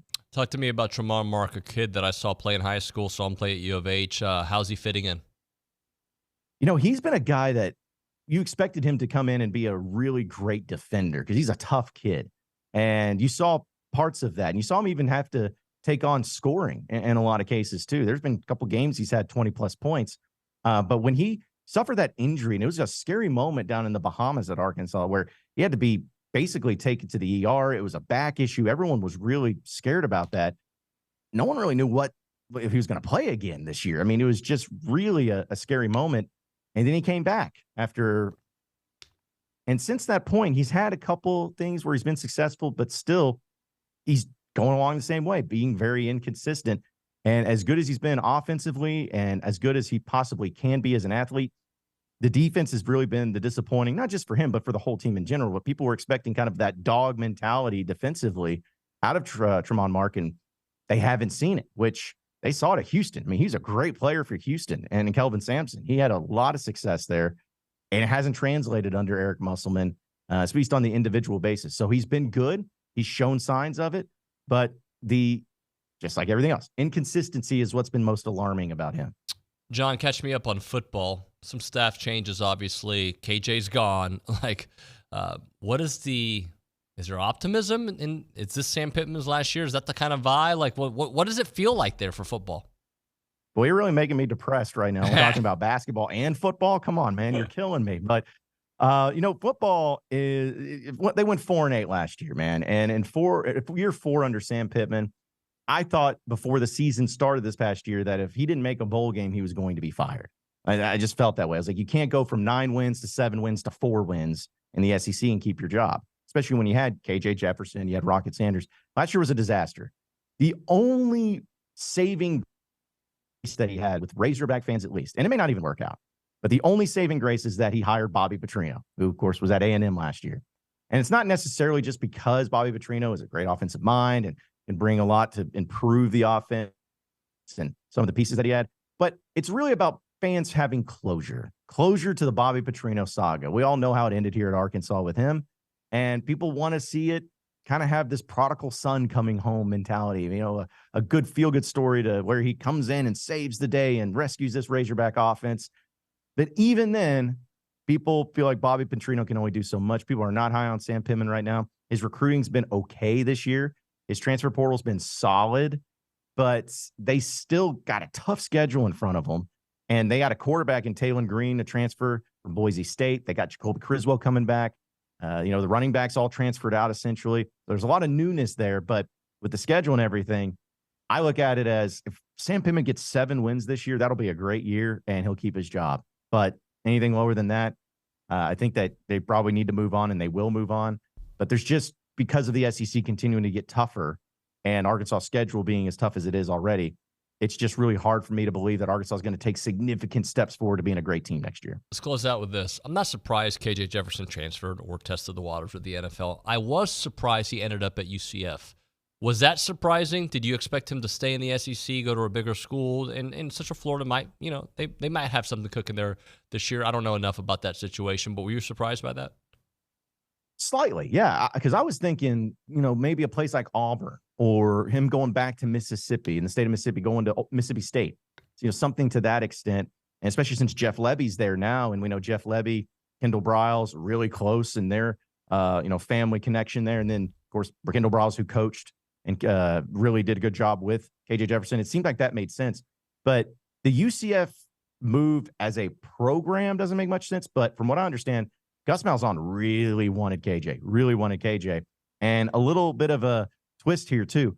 When Arkansas was able to get KJ Jefferson to commit, that was under the Chad Morris era. Well, one of the key recruiters in Chad Morris's staff was actually S.J. TUE, of course, from the blind side, but also a guy who's at UCF right now and kind of in the same role. So I think not only the Malzahn really wanted him, but also the connection that they had with SJ being at UCF and him having such a strong connection in the original recruitment of KJ Jefferson. I think that part of it made sense. And I think, at least from my perspective, I think most Razorback fans agree. They wish him nothing but the best of luck, but it was a little surprising to see him go outside of the SEC because I still feel like he's got a lot of good game left in him. Hey, man, John, thanks so much for making time. Congrats on the new site, and best of luck to you, brother. All right, appreciate it. Hopefully I'll have happier topics to talk about next time I join you, man. Hopefully that's the case. Let's do it, man. Talk to you soon. Appreciate it. John Nabors there on the Brian Foley Law Hotline. We'll hit a break. We'll come back with an open segment, and then after that, Joni Taylor will be joining us at around 9:50 or so. Right now, we're talking traveling Aggies. Love to travel, want to see the world with fellow Aggies, and the Traveling Aggies program takes Aggies and friends on a once-in-a-lifetime adventure around the world with all the details arranged by a trusted travel partner. The Association of Former Students invites you to explore the possibilities of traveling Aggies at the Traveling Aggies Expo 2025 Showcase, an exclusive event unveiling the 2025 Traveling Aggie trips. The expo is set for next Friday, not this Friday, the Friday after, the 26th from 1:30 to 6 at the Clayton W. Williams Jr. Alumni Center. You can learn about upcoming adventures as each travel partner will host short sessions highlighting their unique destinations.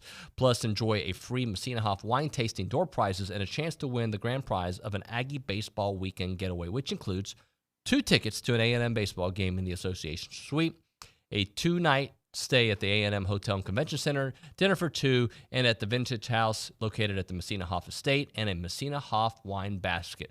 To learn more and register, visit tx.ag/travel, tx.ag/travel expo. Again, that is tx.ag/travel expo.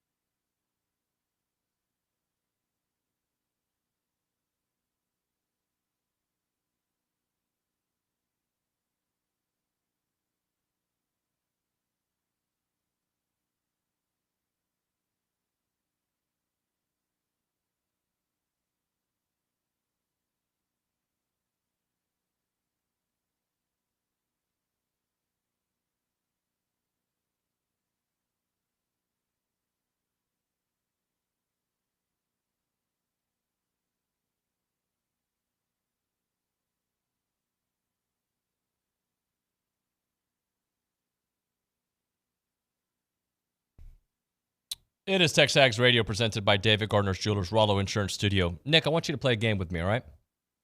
All right, let's do it. All right. Who, if you have a coaching opening, right? Dallas Cowboys. Yep. Right. Let's just say they have one here soon, right? The Raiders, but they ended up keeping their dude. Never mind, Antonio. But let's just think about openings out there. What are some names that are being suggested for the Cowboys? What was the name we heard today with Charean Williams? Bill Belichick. Is he a big name? I would say so, yeah. You think Jim Harbaugh's name will be maybe flourished around that I one? think that would make more sense than Bill Belichick. Okay. But, yeah, I would imagine he gets a look if they decide to move on from Mike McCarthy. Okay. Another name I saw in the YouTube chat, Mike Tomlin, right? Okay. I bring these up to you, and I just want people to pause a little bit. These are what we call big names. Because they are big names, right? I mean, you don't get bigger than Bill Belichick. Jim Harbaugh, or John Harbaugh, sorry. They're all Harbaughs. The Harbaughs, huge names, right? Although John Harbaugh's not going anywhere. He's very happy. He's been there for a while. But A&M did something different. What did they do? They hired an up-and-coming coach who I would say wasn't a huge name to those outside of A&M, followers and ACC followers. Is that a fair assessment? 100%, yeah. Okay. Let's look around the NFL this year. Coach of the Year odds. I'm going to read you some of the names. You tell me if they're big names or not. Okay. Kevin Stefanski. That's the Browns head coach, so I would say not entirely, no. He's the, according to BetMGM, as of January the 8th, which, D'Amico beat him, so was the favorite to win Coach of the Year, and I know that Pro Football Talk had him as their Coach of the Year. Mm-hmm. D'Amico Ryans, big name in Houston, but in the coaching ranks, up and coming, right? Yeah, never a head coach before this year. Second, Dan Campbell third. Now, huge name for us, but a lot of people laughed at that hire. One of them, Jamel Hill, right? A couple years back. Yeah, I think he's making a case for becoming a very big name in the NFL, but I wouldn't, when they hired him, obviously not. Now, the next couple names I think are big names, but let's not forget they were up-and-coming coordinators at one point. Sean McVay's won a Super Bowl. Mm-hmm. Big name. Kyle Shanahan. He's got the 49ers every year in the mix, right? They're always a favorite. Yep. Shane Steichen at the Colts. New, right? Mm-hmm. Mike McDaniel, was a Texans, not a grad assistant, whatever the equivalent in the NFL of a grad assistant. When I covered them years back, is another name. And Mike Tomlin. I didn't know Mike McDaniel's worked for the Texans. Yeah, he had a little run there. Interesting. But Mike Tomlin, huge name. Yep.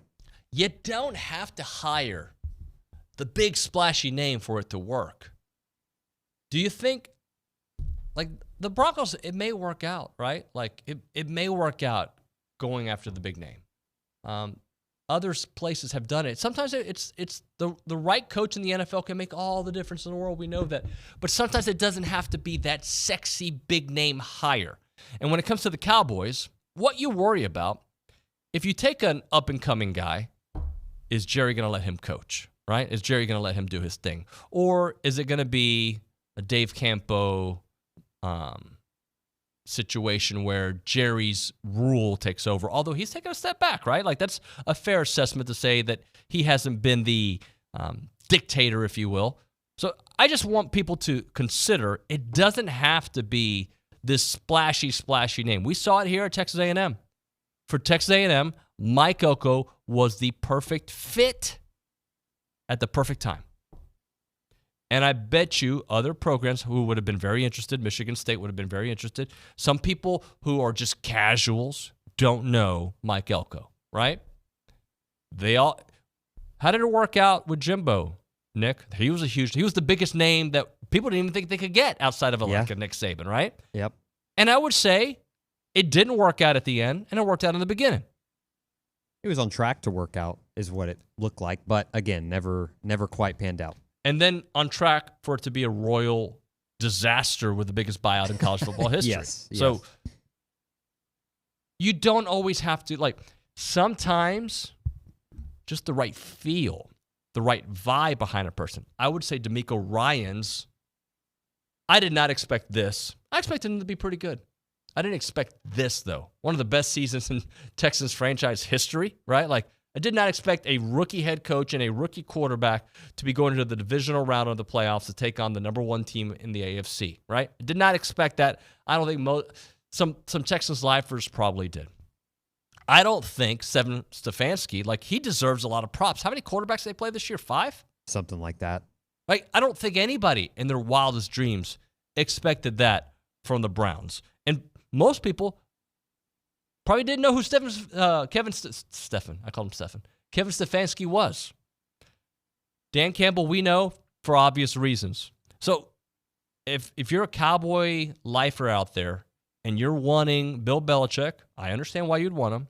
You want Jim Harbaugh, I understand why you want him, and I think you got to kick the tires.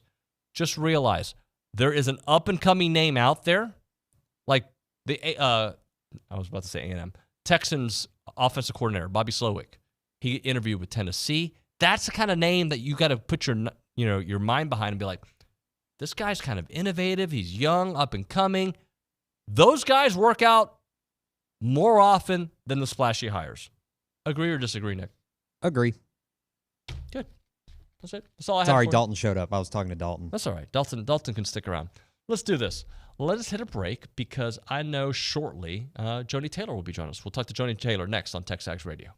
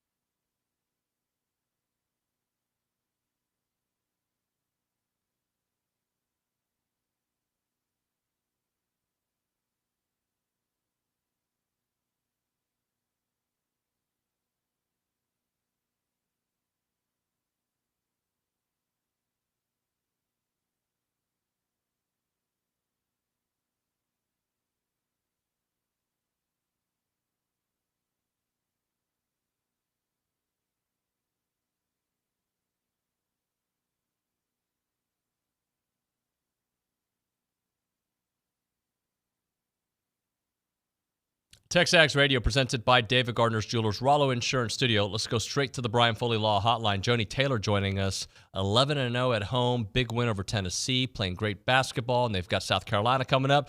Joni, good morning. Good Good morning. How are you? I'm good. I had a good time at the game on Sunday. I will tell you, I walked away for a few minutes, and you all went on this huge run. I was like, okay, here we go. So maybe I should walk away more often. Well, I hope not, but if that's what, listen, I'll tell you what, if we have a tight game again and you don't feel it going our way, then just let's test it out. Get up and walk away, go get some popcorn, and then let's see what happens when you come back. Well, let's start off with the defense, because the defense, I know that's something you all hang your hat on. It was certainly on display against Tennessee. I don't know what the numbers are as of today, but at one point before LSU, we had the number one defense in the country. Leading into the Tennessee game, we get dropped to 3. And one of our goals at the beginning of this year was to establish ourselves and our identity on defense, and we thought we could be elite in that area. And when we make the decision to do that, it's really, really fun to watch. And it can get everybody involved because defense is just heart and effort and, paying attention to the execution. And it also, for us on Sunday, led to easy points in transition. I thought we were pretty smothering, and that allowed us to get our hands on balls, allowed us to get deflections that led to easy buckets in transition for us. Well, I'm looking at these numbers that Brandon sent me. Number 3 in the country in scoring defense, field goal percentage defense, and rebounds per game. And that has helped contribute to an 11-0 record at home. It has. We talk a lot about just protecting home court all the time, but especially in conference play. You got to win at home. It's so tough in this league, night in and night out. Top 20, top 10, number 1 team in the country in this league. And then obviously when you go on the road, it's extremely difficult. So playing at home and winning at home is something we need to make sure we try to do every single time we can, not only for us and for position in the conference, but for our fans who come out. I want to say this. Sunday, obviously, we all knew the weather was going to be bad, and to walk out there and see the crowd we had and to see that crowd continue to grow as the game went on. The atmosphere was electric. It was loud. Same thing for our men's game on Saturday. We want to make sure that we play hard for our fans as well. Joni, can we talk about the evolution of some players, too, who were with you last year, this year coming in and accepting new roles? You've got a lot of new players, so people had to kind of shift what their focus was. And you've got, Sydney and KK and so many others really contributing in different ways this year. I would love to, actually, because obviously a lot of the conversation and questions I get are about our new players and our transfers, and rightfully so. They're very, very elite players. But I always want to make sure that we mention our returners. Tahara Jones, who starts, is a great place to start for us. And that conversation, and look at the game she had against Tennessee with her offensive outbreak. She's someone who is still in the starting lineup, but has taken a little bit of a different role than last year. We've asked her to be a really good defender, to go offensive rebound, and to get to the rim. And she's had some nights where she's done those things, and then offensively the ball just didn't find its way in the hole. And so for her to have the type of game that she had Sunday, I was super happy for her. KK Green was a starter last year. Sydney Bowles started every game and led us in minutes last year, and they both are coming off the bench. And what an impact they both had. Sydney was a big guard for us that helped defend Rakia Jackson. Sarah Puckett hit a big 3. KK was great, leading our offense, getting us calm, being a hound on defense. And that doesn't happen. We don't have the continuity and the chemistry and the success that we are currently experiencing if those players aren't bought in and accept the new roles that they're given. Talking to Joni Taylor here on TexAgs Radio, presented by David Gardner's Jewelers. Here's another one for you, Kulabali. When she leads the team in scoring, you all are 6-0. She's so fun to watch, right? Any way you want it is how she can give it to you on either end of the ball. She can shoot the 3. She can get to the rim. She's got a good pull-up game. Her pivots are great in the paint. Defensively, she can guard multiple positions. You see her guarding the guards, and you see her guarding Rakia Jackson, and you see her down there banging on their bigs. I mean, she's just someone who is a nightmare on both ends. And, we really tried to stretch her and challenge her. She's always had that skill set. We can't take any credit for who she is offensively. But, in what other areas can you really fill up the stat sheet? And I think about the deflection that led to a layup for her against Tennessee. I think about her help defense and so many other areas where she's just taken the challenge to just be a nightmare every time she steps on the floor. Joni, South Carolina, we know the reputation. We know how good they are. Just talk about that one here. A real tough one on Sunday. Absolutely. I mean, we have a bye, so we don't have a game on Thursday. We're off yesterday. We'll get at it today, and today we'll really work on us, and then we'll come back and towards the end of the week focus on a team that's really, really good. Dawn completely reloaded. She lost 5 starters and came back and is the number 1 team in the country. So, you have to tip your hat off for how she continues to reload and put a team on the floor that is going to be able to compete for a national championship year in and year out. The first thing we've got to do is get them stopped in transition. They are electric. In transition, they've got dynamic players who can get up and down the floor. And then once we do that, we've got to force them to a half-court game. It's very, very similar to LSU in the fact that their best shot is normally their second and third and fourth shot. So we've got to do a really good job of boxing them out, keeping them off the offensive glass and limiting them to one shot. Then you come down and, she's one of the better defenders in our league as well. Her team is. And so you've got, Camila Cardoso in the paint at 6'6", 6'7", who just is a nightmare, and wreaks havoc defensively. You've got to figure out how to pull her away from the basket so you can have some opportunities at the rim. One of the areas for us this year where we've been so successful is paint points. And we've got to make sure we still find ways to get the ball inside, even with their size. Joni, best of luck. Thanks so much. Stay warm, all right? Thank you. You too. Thank you very much. Joni Taylor there on the Brian Foley Law Hotline. Appreciate her time on the program. Speaking of Brian Foley Law, good people can have a bad day. Call Brian Foley Law the next day if you do have an issue at 936-596-0407, serving Houston, the Woodlands, Conroe, and, of course, the Brazos Valley. All right, that's going to do it for hour number 2 on the program. Hour number 3, this is what we got planned for you. Ty Warren going to join us. Talk a little Bill Belichick. We'll talk a little bit about Jared Mayo. We'll talk about Mike Elko with him. Kendall Rogers, A&M, coming in as number 8 in the D1 baseball preseason poll. We'll talk to him about that. We'll get to your text messages and phone calls at 979-693-1150. You are listening to TexAgs Radio, presented by David Gardner's Jewelers.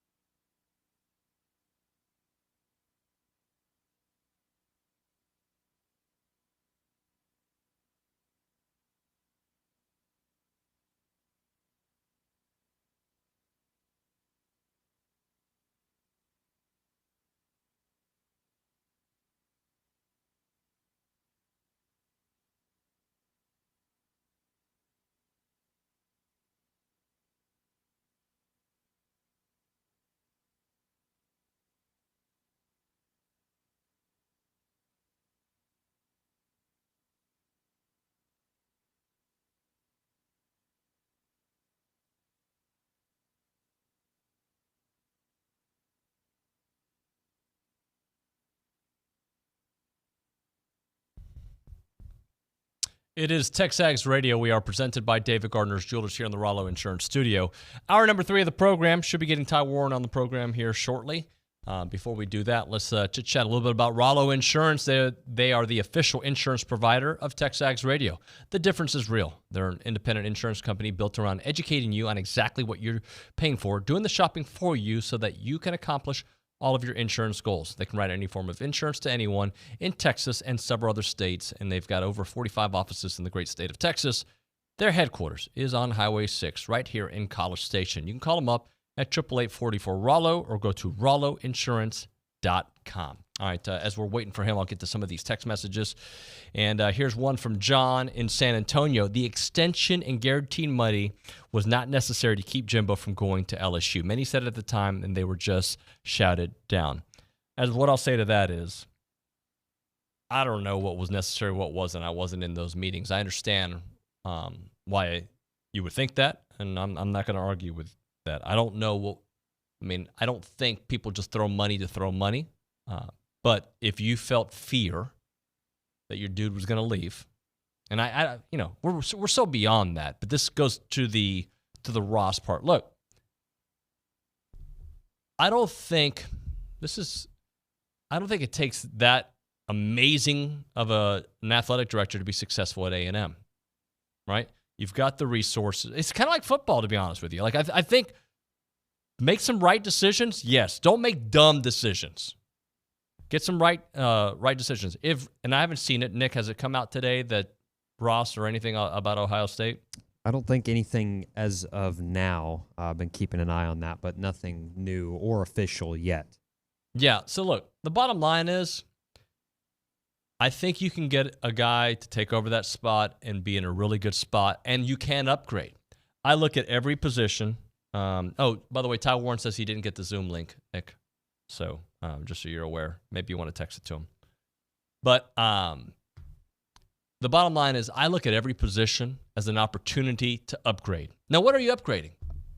Are you upgrading the financial part of it? Are you upgrading how creative and innovative they are, how much they've embraced the NIL world, the portal, and whatnot? All the things that we were looking for in Coach Elko, different variations of the same thing from a financial point of view in your next athletic director hire, because we are in a different world of college football. You need somebody who can evolve, somebody who gets it. I think the fact that Ohio State wants Ross Bjork, to me, is a testament of how great this program is, this university is, right? And that being said, when Kentucky went after Billy Gillispie, as much as I hated it, it was look what he's doing there. Let's see what he can do here, right? That's what it says. And there's going to be a guy for A&M, if this ends up happening, that'll be the exact same thing, 100%. Jen asking me if the team got to Arkansas okay. I haven't heard anything different. So, yes, I'm going to say yes on that one. Another one, Dave in the Pacific Northwest. Which fan base will be more worried if they see Pat Adams in Fayetteville, A&M or Arkansas? I don't know how to answer that one, my friend. He also says, no, I'm not going to read that one, Dave. I'm certainly going to pass on that text right there. Jim in Temple also sent some pictures of Billy and Dan Campbell there in Detroit, which for those of you who asked why Billy wasn't here today, he had some travel issues. We'll get him probably tomorrow. If not tomorrow, it'll be soon, depending on his travel. But we'll get Billy in here for a whole hour to kind of just break down everything. No doubt about that. In the meantime, if you want to be part of the conversation, 979-693-1150. 979-693-1150. When it comes to A&M basketball tonight, though, they need to attack the rim. They need to attack the rim the way Ty Warren attacked everybody who got in front of him and destroy them. Let's go to the Brian Foley Law Hotline. We are joined by Ty Warren. Ty, good morning. How are you, buddy? I don't know if he's got us. You there, Ty? Don't hear him. Nick, yes, sir. There he is. There's my guy. What's up, Ty? Doing pretty good, man. How you doing? I'm wonderful, man. Thanks so much for joining us. Let's chit-chat a little bit. I want to start things off with Coach Elko, because I know you were pretty vocal about him in the past. Just your thoughts on A, the hire, B, what he's done in his short time here, and C, I guess the 365-day job that he's had to inherit here. Yeah, I think Elko was a successful defensive coordinator during his time there. He did an exceptional job at Duke, building the culture there and improve that team in a big way in the win column. So I think he's going to do fine. His defenses too. Like, I feel like he is such a good game planner, Ty, when it comes to getting your defense to take out what the offense does best. Yeah, that's the name of the game, man. Taking away the offensive strengths of each opponent that you face, and so he does a good job with that, disguising and bringing pressures from the field boundary and up the middle, and so he give a good mix of that, and he's exceptional at what he does. When you think about some of the teams that have won national championships recently, and Georgia's the one that comes to mind. Michigan this year had a great defense. It feels like the old school days, man, where, a lot of these innovative guys think offense first. You played in an era where it's a defensive-minded guy that got it done. Yeah, obviously it's well noted. I played for Coach R.C. Slocum. He's another exceptional coach, leader of men, still a mentor of mine to this day. I think, with all that being said, that formula works. Ideally, you want to implement, an uber talented play caller when you got a defensive minded head coach. And I think Elko's done a good job of bringing somebody in that he's comfortable with, that which is important because complementary ball is important. And then also, the play caller, he benefits by having an exceptional mind defensively from the head coach, so he can always get a viewpoint, a point of view from the defensive perspective, and I've seen that work, especially when it comes to the coordinator meetings that happen between the head coach, offensive coach, and the special teams coach. And then I also think, the offensive coach is able to thrive knowing that, they live in two different worlds. And so, it's they're able to thrive in their role in an independent space without any real disruption. Talking to Ty Warren here on TexAgs Radio. How frustrating was it, Ty, these last few years watching A&M football? You talked about the play calling, the offense, and just the issues that we saw here the last bit. Yeah, man, I think it's just so many variables that go into, what leads to success. Many of the things I can't put a finger on. I love my school. I definitely want them to be successful just like everyone else. I think, the glaring issues on the surface or what the glaring issues. And I think, regardless of how much, goes on and surrounds college sports, it's still a people business. I think you still got to tap into kids' emotional intelligence as much as you, go up and facilitate and implement defensive play calls and defensive schemes. Talking to Ty Warren here. Yesterday, Ty, big news for A&M's defense. Shemar Turner says he's going to run it back. He could have gone to the NFL. I think long-term, this is going to help him in the NFL and obviously help the A&M defense this upcoming year. Yeah, I think that, the Aggies benefit from that. I think that was a huge decision by him to make. And then when you assemble his skill and ability with the other talents that they've brung in this winter, I think the sky's the limit. I think of Nick, kid there from Bryan that I've seen grow up and been around that place here for the next 2 years. And so just thinking about those two guys working together and some of the other additions that they've made, I think it's going to be huge. From the time that kid Shemar stepped on the deal, I was doing some commentary stuff up there with Gabe. And he's a guy that probably remind me the most of myself, just body type wise and kind of what he's asked to do. Not to glorify myself on any level, but I just look at the body type and the fact that he was a tweener. He's not a kind of, and Leal was kind of the same thing, kind of 5 technique that you can bump down to the inside. Not really a large butt, guy that you just stick down in the middle, but also not a uber fast guy that's going to just, blaze around the corner, but can do both, And when you think about a defensive lineman, not just a defensive end or a defensive tackle, he falls under both of those categories. And so I think he's a unique talent. I think A&M should be successful with him this year. Talking to Ty Warren here on TexAgs Radio, presented by David Gardner's Jewelers Rollo Insurance Studio. Let's keep it with the NFL. Dan Campbell, man, getting it done. Aaron Glenn getting it done. Some great Aggies out there, man. I'm sure you've been paying attention. Absolutely, man. Happy for both Dan and Aaron. I think they're doing an exceptional job. Dan, I mean, when he first busted onto the scene in his press conference, it cracked a lot of the football fans up. Some of the things that he had to say in his first presser. But I would also say, the key to their success is him being his authentic self, and Dan never had a problem with being that. He's always been a strong leader in everything that he does, and there's no surprise that they're having the success that they're having. And, those guys deserve, everything that they're experiencing right now. And I think they're going to experience more and build some consistency that Detroit Lions hadn't seen there in a while. AG's going to be a head coach soon, right? Like, he's just got that feel. People have been talking about it, but I feel like it's real close.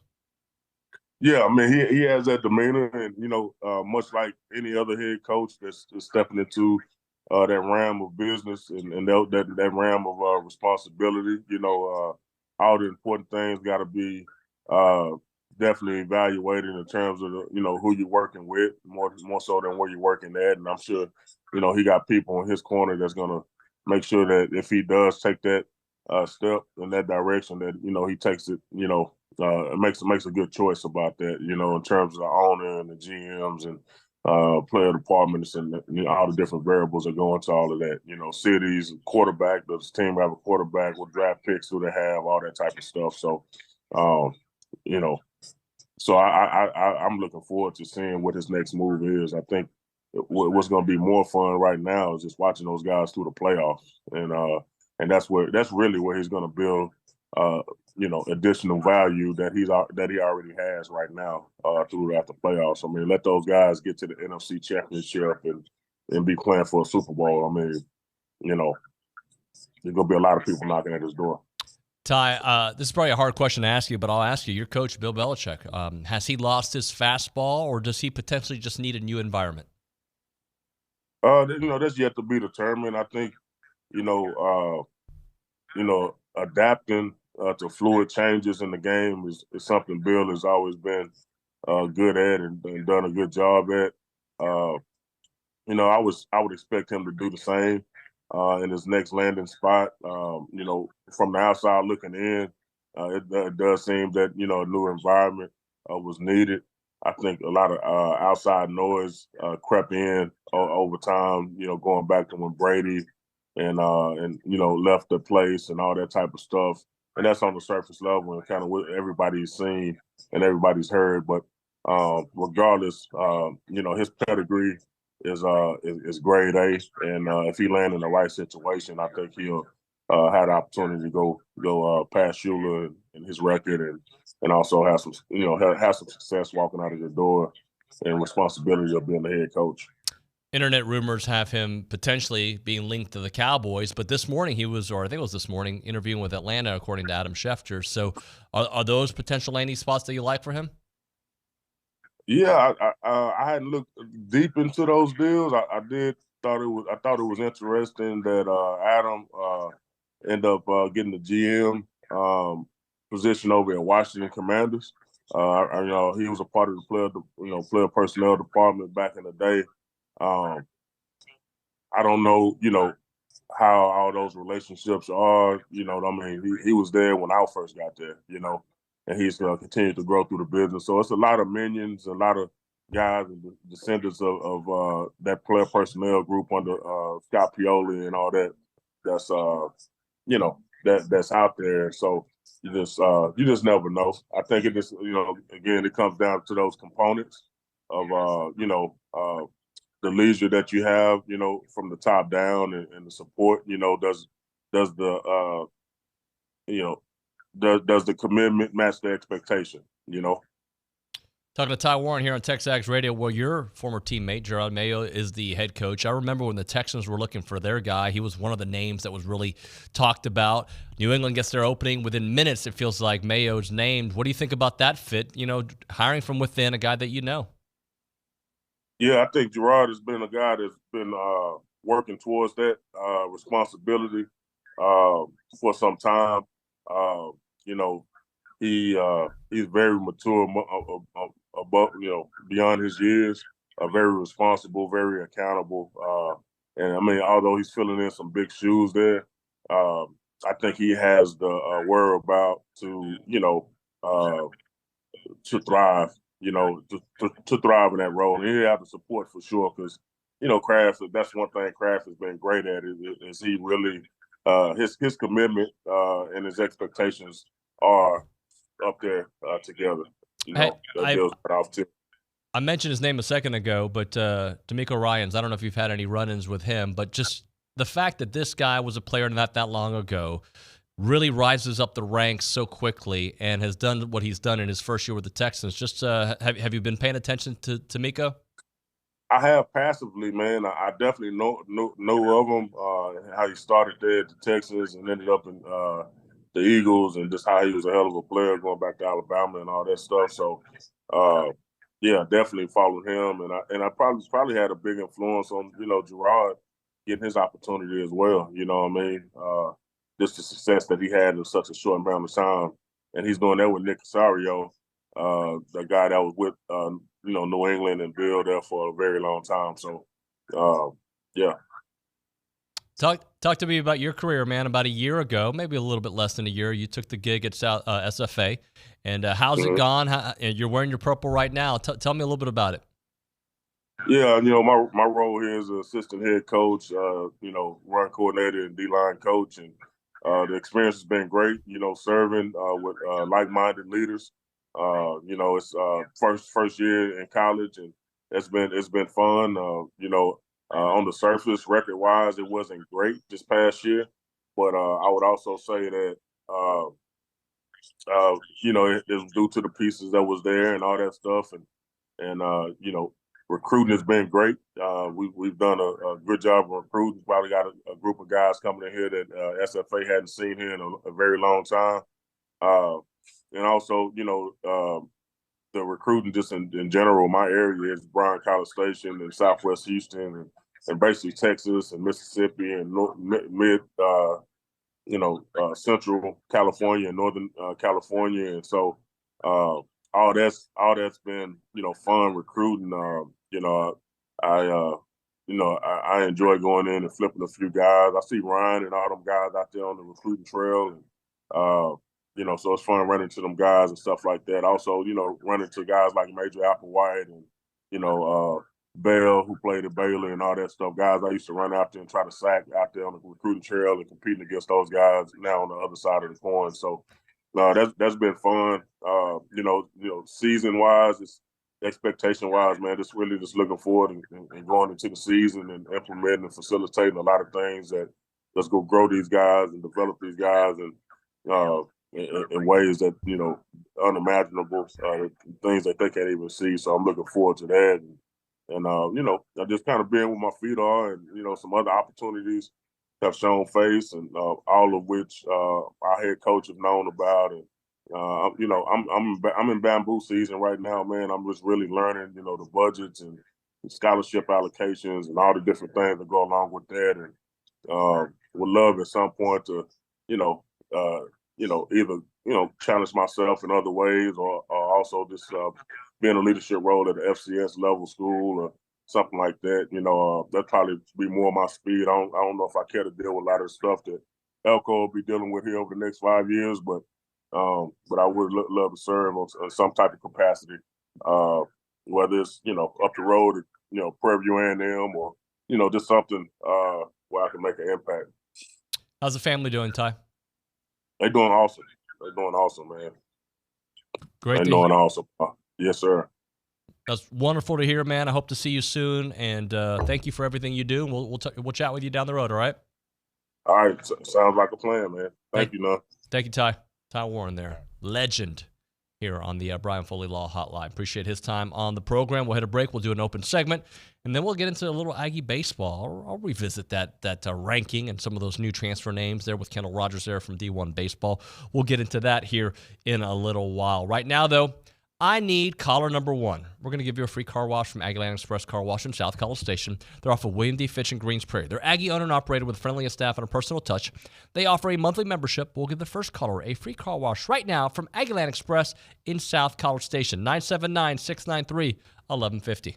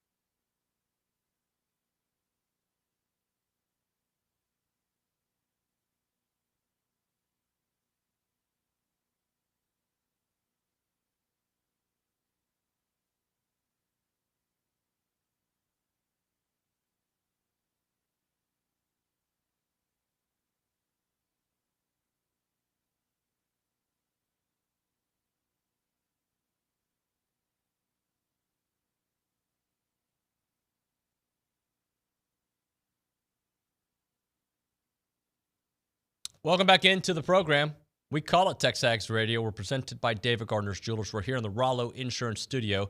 Appreciate everybody listening in this morning. How about that conversation with that legend, Ty Warren? I really loved watching him play at A&M and obviously beyond. Just Brian Hyde doing his big things. He's a name that I think we're going to be able to see moving on up there in the coaching ranks as well. By the way, this is TexAgs Radio presented by David Gardner's Jewelers, a proud corporate sponsor of Aggie Athletics and of this show since day one, 911 University Drive East in College Station. To see a wide selection of Rolex timepieces for both men and women, stop by David Gardner's Jewelers and meet with certified Rolex specialists there. And remember, it is a place to go get your ideal David Yurman collection gift, signature bracelet to add to her stack from David Gardner's Jewelers. You can shop online at davidgardnersjewelers.com. We go to the text line, by the way. Nobody working the Angry Elephant News and Social Center because of the weather, but I can still get to those text messages. Got a text coming in here from a 623 area code from Jonathan. He says, Jonathan from Arkansas here, definitely going to be at the A&M versus Bacon Hogs or Bacon game tonight. I'm ready to support the troops. Buzz will have the boys ready. I'm feeling a huge awakening performance tonight, Giga Maggies. Look, as good as we feel or felt Saturday, right? As good as we felt Saturday, we definitely need to keep that momentum going to kind of just change the trajectory of the season. The issues that we've seen with this team were obviously alarming, right? Like shooting us poorly. We knew offensively they're going to have their issues, and they've had some issues for a couple years, but when they get rolling, sometimes they get rolling for a while. It's not just a one-time deal with this team. And I always talk about the magic potion or the ingredients that Buzz puts together. But these guys have got some dudes that have done it before, right? And getting to me, the part that makes it the most optimistic is Boots playing like Boots again. Obviously, he's got to do it on a more consistent basis this year. He's been in and out. He's had some issues. But that was the Boots from last year that we saw against Kentucky. So you get Boots to go downhill. And one of the things about Boots, and I think Jay Billis may have said this on the broadcast. If not, I was thinking it, but I'm pretty sure Jay said this.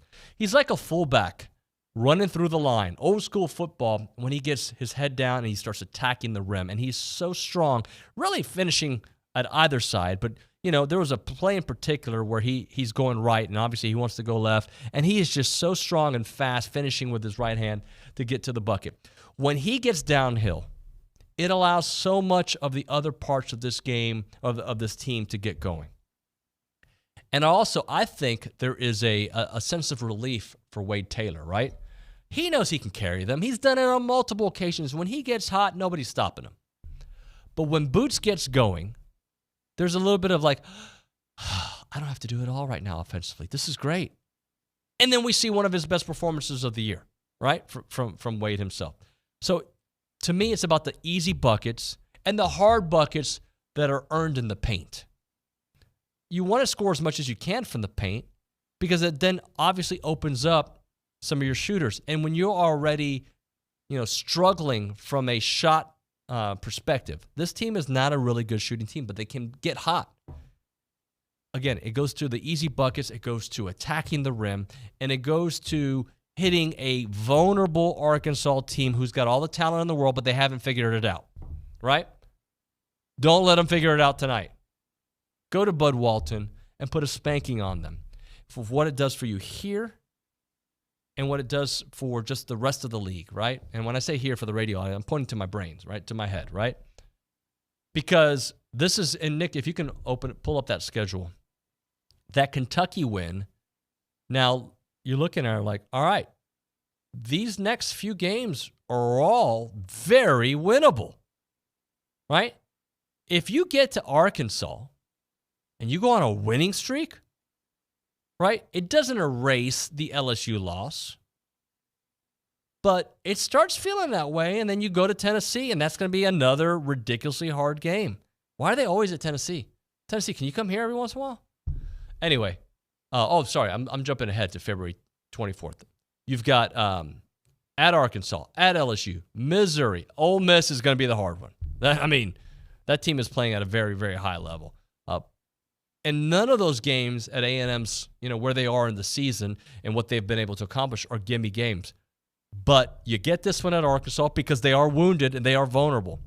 You get one back from LSU. You end up splitting that series. You got to do it, but do it. Missouri's always a tough one. Do it, right?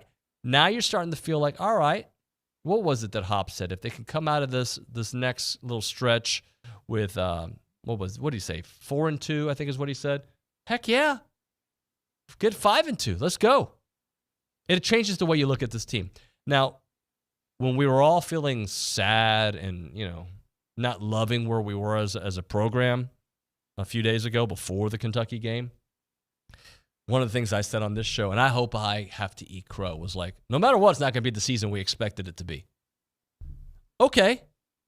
That is still probably true because we expected them to just, not struggle as much as they have against some of the elite teams. And I know the Kentucky one is the most fresh one, so we feel good about that.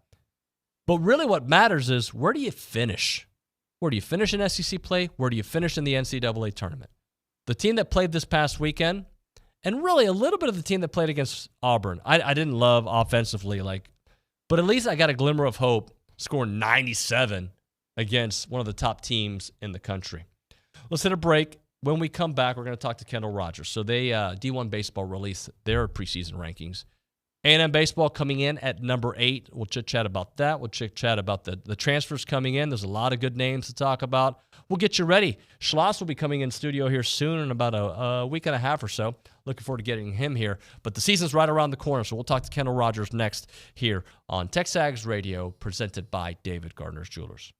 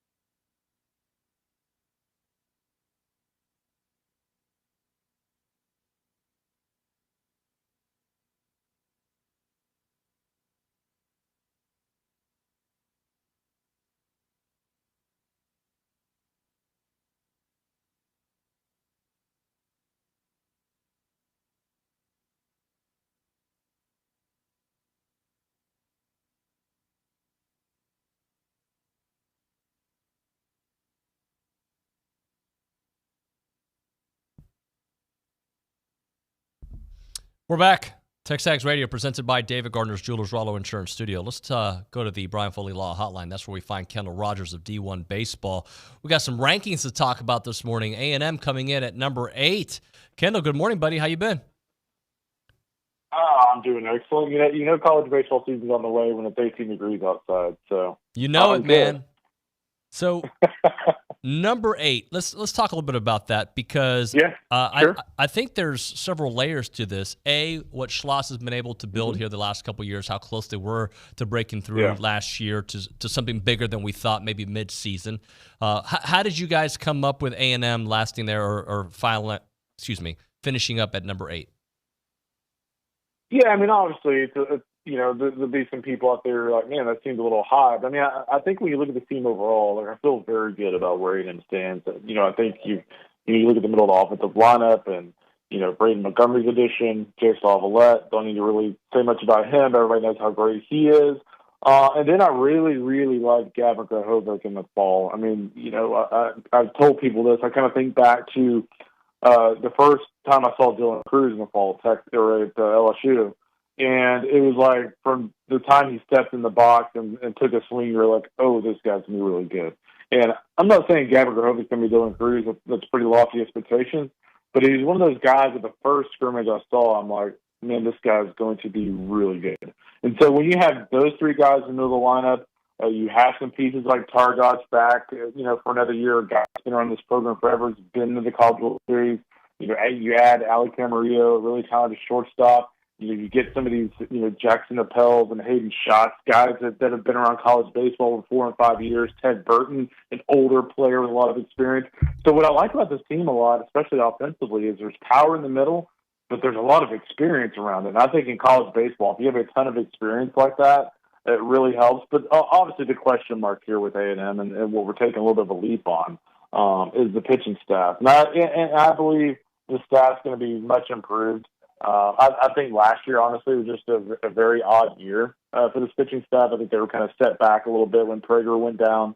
But Justin Lanham, I think, is going to take a step forward. And Chris Cortez was much better in the fall. I'm cautiously optimistic about Chris Cortez because I think he's flirted with us before where we're like, oh, man, this is the year, this is going to be his time to shine. And he just struggled with his command. So we'll see if he continues to kind of improve his command in the spring. But I think he will be better. And then Tanner Jones, the Jacksonville State transfer, the coaching staff's really excited about him. He's up to 95, 96, really good breaking stuff. They think he's going to be very good. So I think the rule of thumb with A&M this year: deep offensive lineup, talented offensive lineup, pitching staff much deeper, in my opinion, than last year. The question will be who can kind of emerge as kind of a co-ace with guys like Lampkin. All right, let's go through part of this top 10 list, too, because you've got Wake Forest number 1, and then 6 SEC teams in the top 10, which is, I guess, just another year of baseball in the SEC. Yeah. The bad thing about the SEC is that, you can be really good and you're still like 5th or 6th in the conference. But, I just think when you look at this league overall, I mean, obviously it kind of starts with Florida. Some might be a little surprised to see Florida that high with some of the key pieces like Brandon Sproat they lost from last year. But Jack Caglione's back, Luke Hyman's back. They added some really talented pieces like Colby Shelton, the Alabama transfer. Arkansas is going to be ultra loaded as usual, particularly on the mound. They get Hagen Smith back for yet another season. East Texas native, and they also added one of the top freshman pitchers in the country in Hunter Dice. This fall and the spring as well. So Arkansas is going to be really deep, and then you have the defending national champions. You talk about how good the SEC is. The defending national champions coming in at 3rd in the SEC, and the big question with LSU is they no longer have Paul Skeens, they no longer have Dylan Cruz. But I think LSU is going to be much deeper on the mound. The question for me as well is how different will this offensive lineup be? They lost some key pieces. They do get Tommy White back, but circle the name Jake Brown. He's a really talented, corner outfielder, big time power. He reminded me just a lot of Grahovic in the sense of like how much impact he can make from day one. I think he's a kid that'll hit 320, 330 with 15, 16 home runs this year. So LSU is going to be really good, and of course you kind of get on the list real quickly with Vanderbilt and Tennessee. There's other top 10 teams, 6 of the top 10 being from the SEC.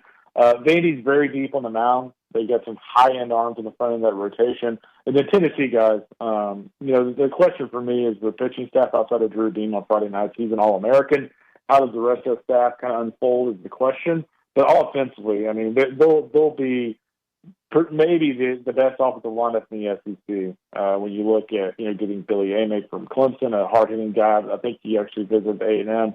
Out of the portal, getting Cannon Peebles out of NC State, a really talented, hard-hitting catcher, and then getting some of their own key pieces back like Blake Burke. I mean, they're just absolutely loaded offensively. So in essence, when you look at the SEC, David, there's no room to come up for air.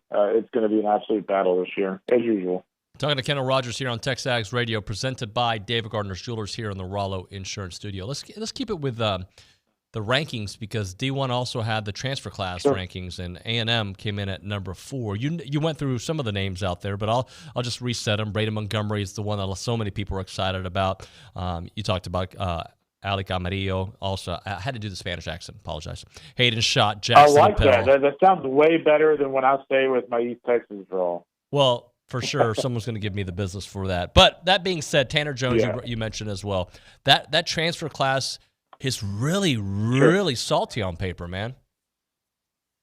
It really is, and I think the cool thing for A&M is, Braden Montgomery, arrives as a two-way guy, but I don't think they're going to really need him on the mound. I think they can put him in the corner outfield. They can put him in the middle of that lineup. I think that's all they kind of need from him. I think if they can get some innings from him, that's not saying that Max Wiener's are going to try to pitch him a little bit, because he does, throw 94, 95 with a pretty good, changeup.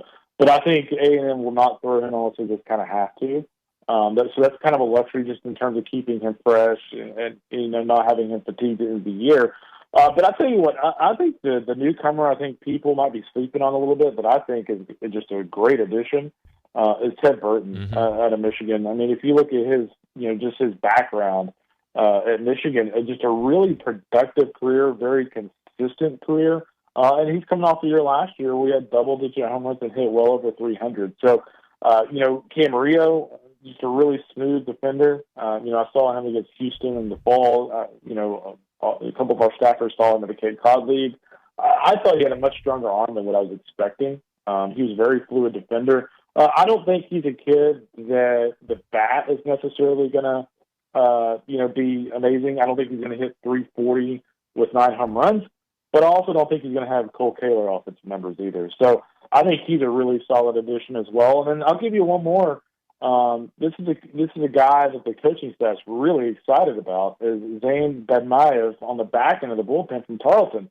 If anybody went to the Tarleton midweek game or last year at Olsen or Bluebell, you probably saw him pitch. But I mean, you're talking about I think he's like 6'3", 6'4", 255 pound, kind of husky guy with just a nasty slider, fastball up to 95, 96.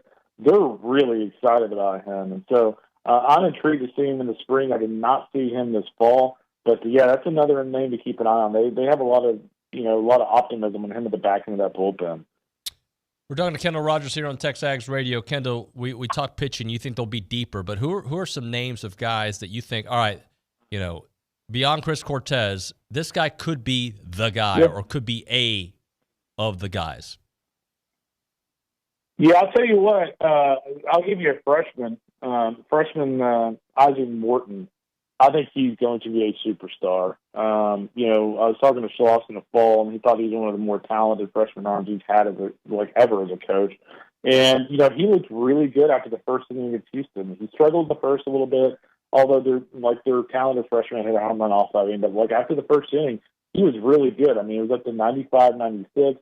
Really good breaking stuff. The curve ball's a really nice pitch for him. He's a guy who, if he doesn't have an arm injury at the end of his high school career, he's probably not even in school at A&M. And so I think Isaac Morton is a guy that they may not just rush into a massive role, but I think as we get into conference play, from a stuff standpoint, it looks like a guy that should be in the weekend rotation. I mentioned Ryan Prager earlier. People kind of forget a little bit that he's back this year. And he also had a very promising freshman season for A&M, and before getting injured.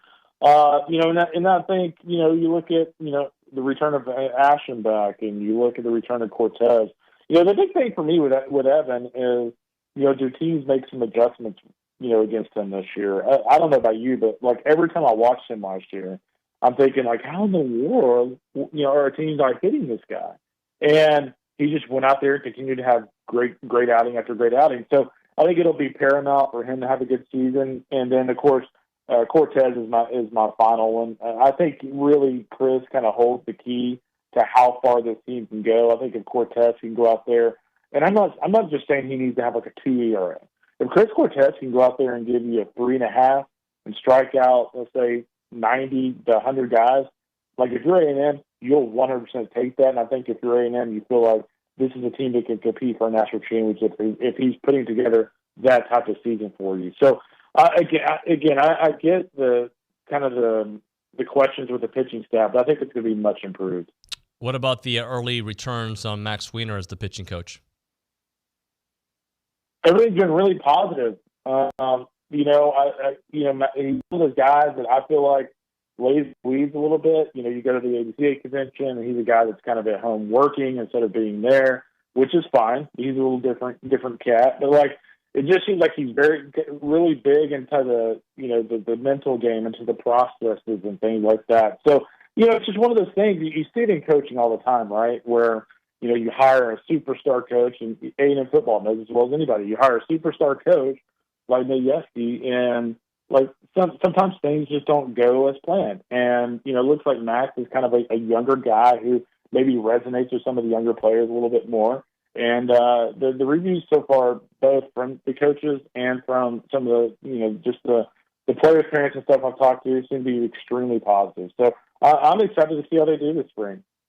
We've barely touched on Jace Lavalette because we all know what kind of stud he is, but considering the freshman year he had. What's that? I'm sorry? Yeah, we haven't even talked about the best player. Here's the thing, David, is as good as he was last year, he has a chance to be way better. Because, if you look at last year, there were times throughout that season to where, there was a little bit of a hole in the swing. And he typically would find kind of the fix for that, the next day, whereas most guys find the fix for it a week later or 2 weeks later. But he is one of those guys that I think this year can hit 350, 360, 370 with 20 home runs. It would not shock me if he hit 365 and 20 home runs this year. Well, and that's just going to be his sophomore year. There's still another year to go. Yeah, exactly. No, he is just an exceptional player. But on a serious note, I'm actually curious to see how he handles center field. He's moving over to center field this year. And it'll be very interesting to see just how that goes. I'll say this, if you look at Lavalette's just physical stature with kind of his length and what he does offensively, if he goes to center field this year and just dominates and does a great job out there, you're talking about a guy that can very well be the number one pick in the draft in the year. Yeah, no doubt about that. Let's close it out with this. When you talk to Schloss, what do you sense? Obviously, he probably loves what he has, but he's level-headed. He kind of, goes at the pace of the way the season's going. What are you hearing from Schloss? Well, I'll say this. There's a lot of coaches, including Jim, that I know that when I talk to him, I can get a pretty good sense of how good of a team this is going to be. And I sense a lot of cautious optimism. They were able to kind of shut down their fall workouts a little earlier than expected because they felt this team was in such a good spot. That's a pretty good indicator for me that they think this team's going to be really good. But Jim is one of those guys that's never going to just openly say, hey, I think we're going to be a top 10 team. But does he probably think they have the potential to be a national championship contender? I have very little doubt. I just think when you look at this offensive lineup, you look at the experience, and then you look at kind of the retooled pitching staff, there's zero reason why this team shouldn't be very good. Great stuff as always, Kendall. We got to get you on the regular rotation here when baseball starts in a couple of weeks, my man. You got it, brother. Yeah, we'll see you soon. See you, man. Good talking to you. Good talking to you. Kendall Rogers there. D1 Baseball on the Brian Foley Law Hotline. As a reminder, A&M coming in at number 8 in that top 10 poll, or top 25 poll, I should say. So what do you think about that? You like that? Are you still, because of what we saw with football, maybe what we saw a little bit with basketball, you're a little, cautious? I've already seen a couple tweets about, another A&M team with top 10 expectations. So is cautious. That from Aggies? Or Yeah. Oh, yeah, from Aggies. All right. Well, look. It is what it is. They got to get it done. But I feel very strongly about the direction of that program. I think all of you should be as well. Let's hit a break. When we come back, some closing thoughts here on a frigid Tuesday. It is TexAgs Radio presented by David Gardner's Jewelers.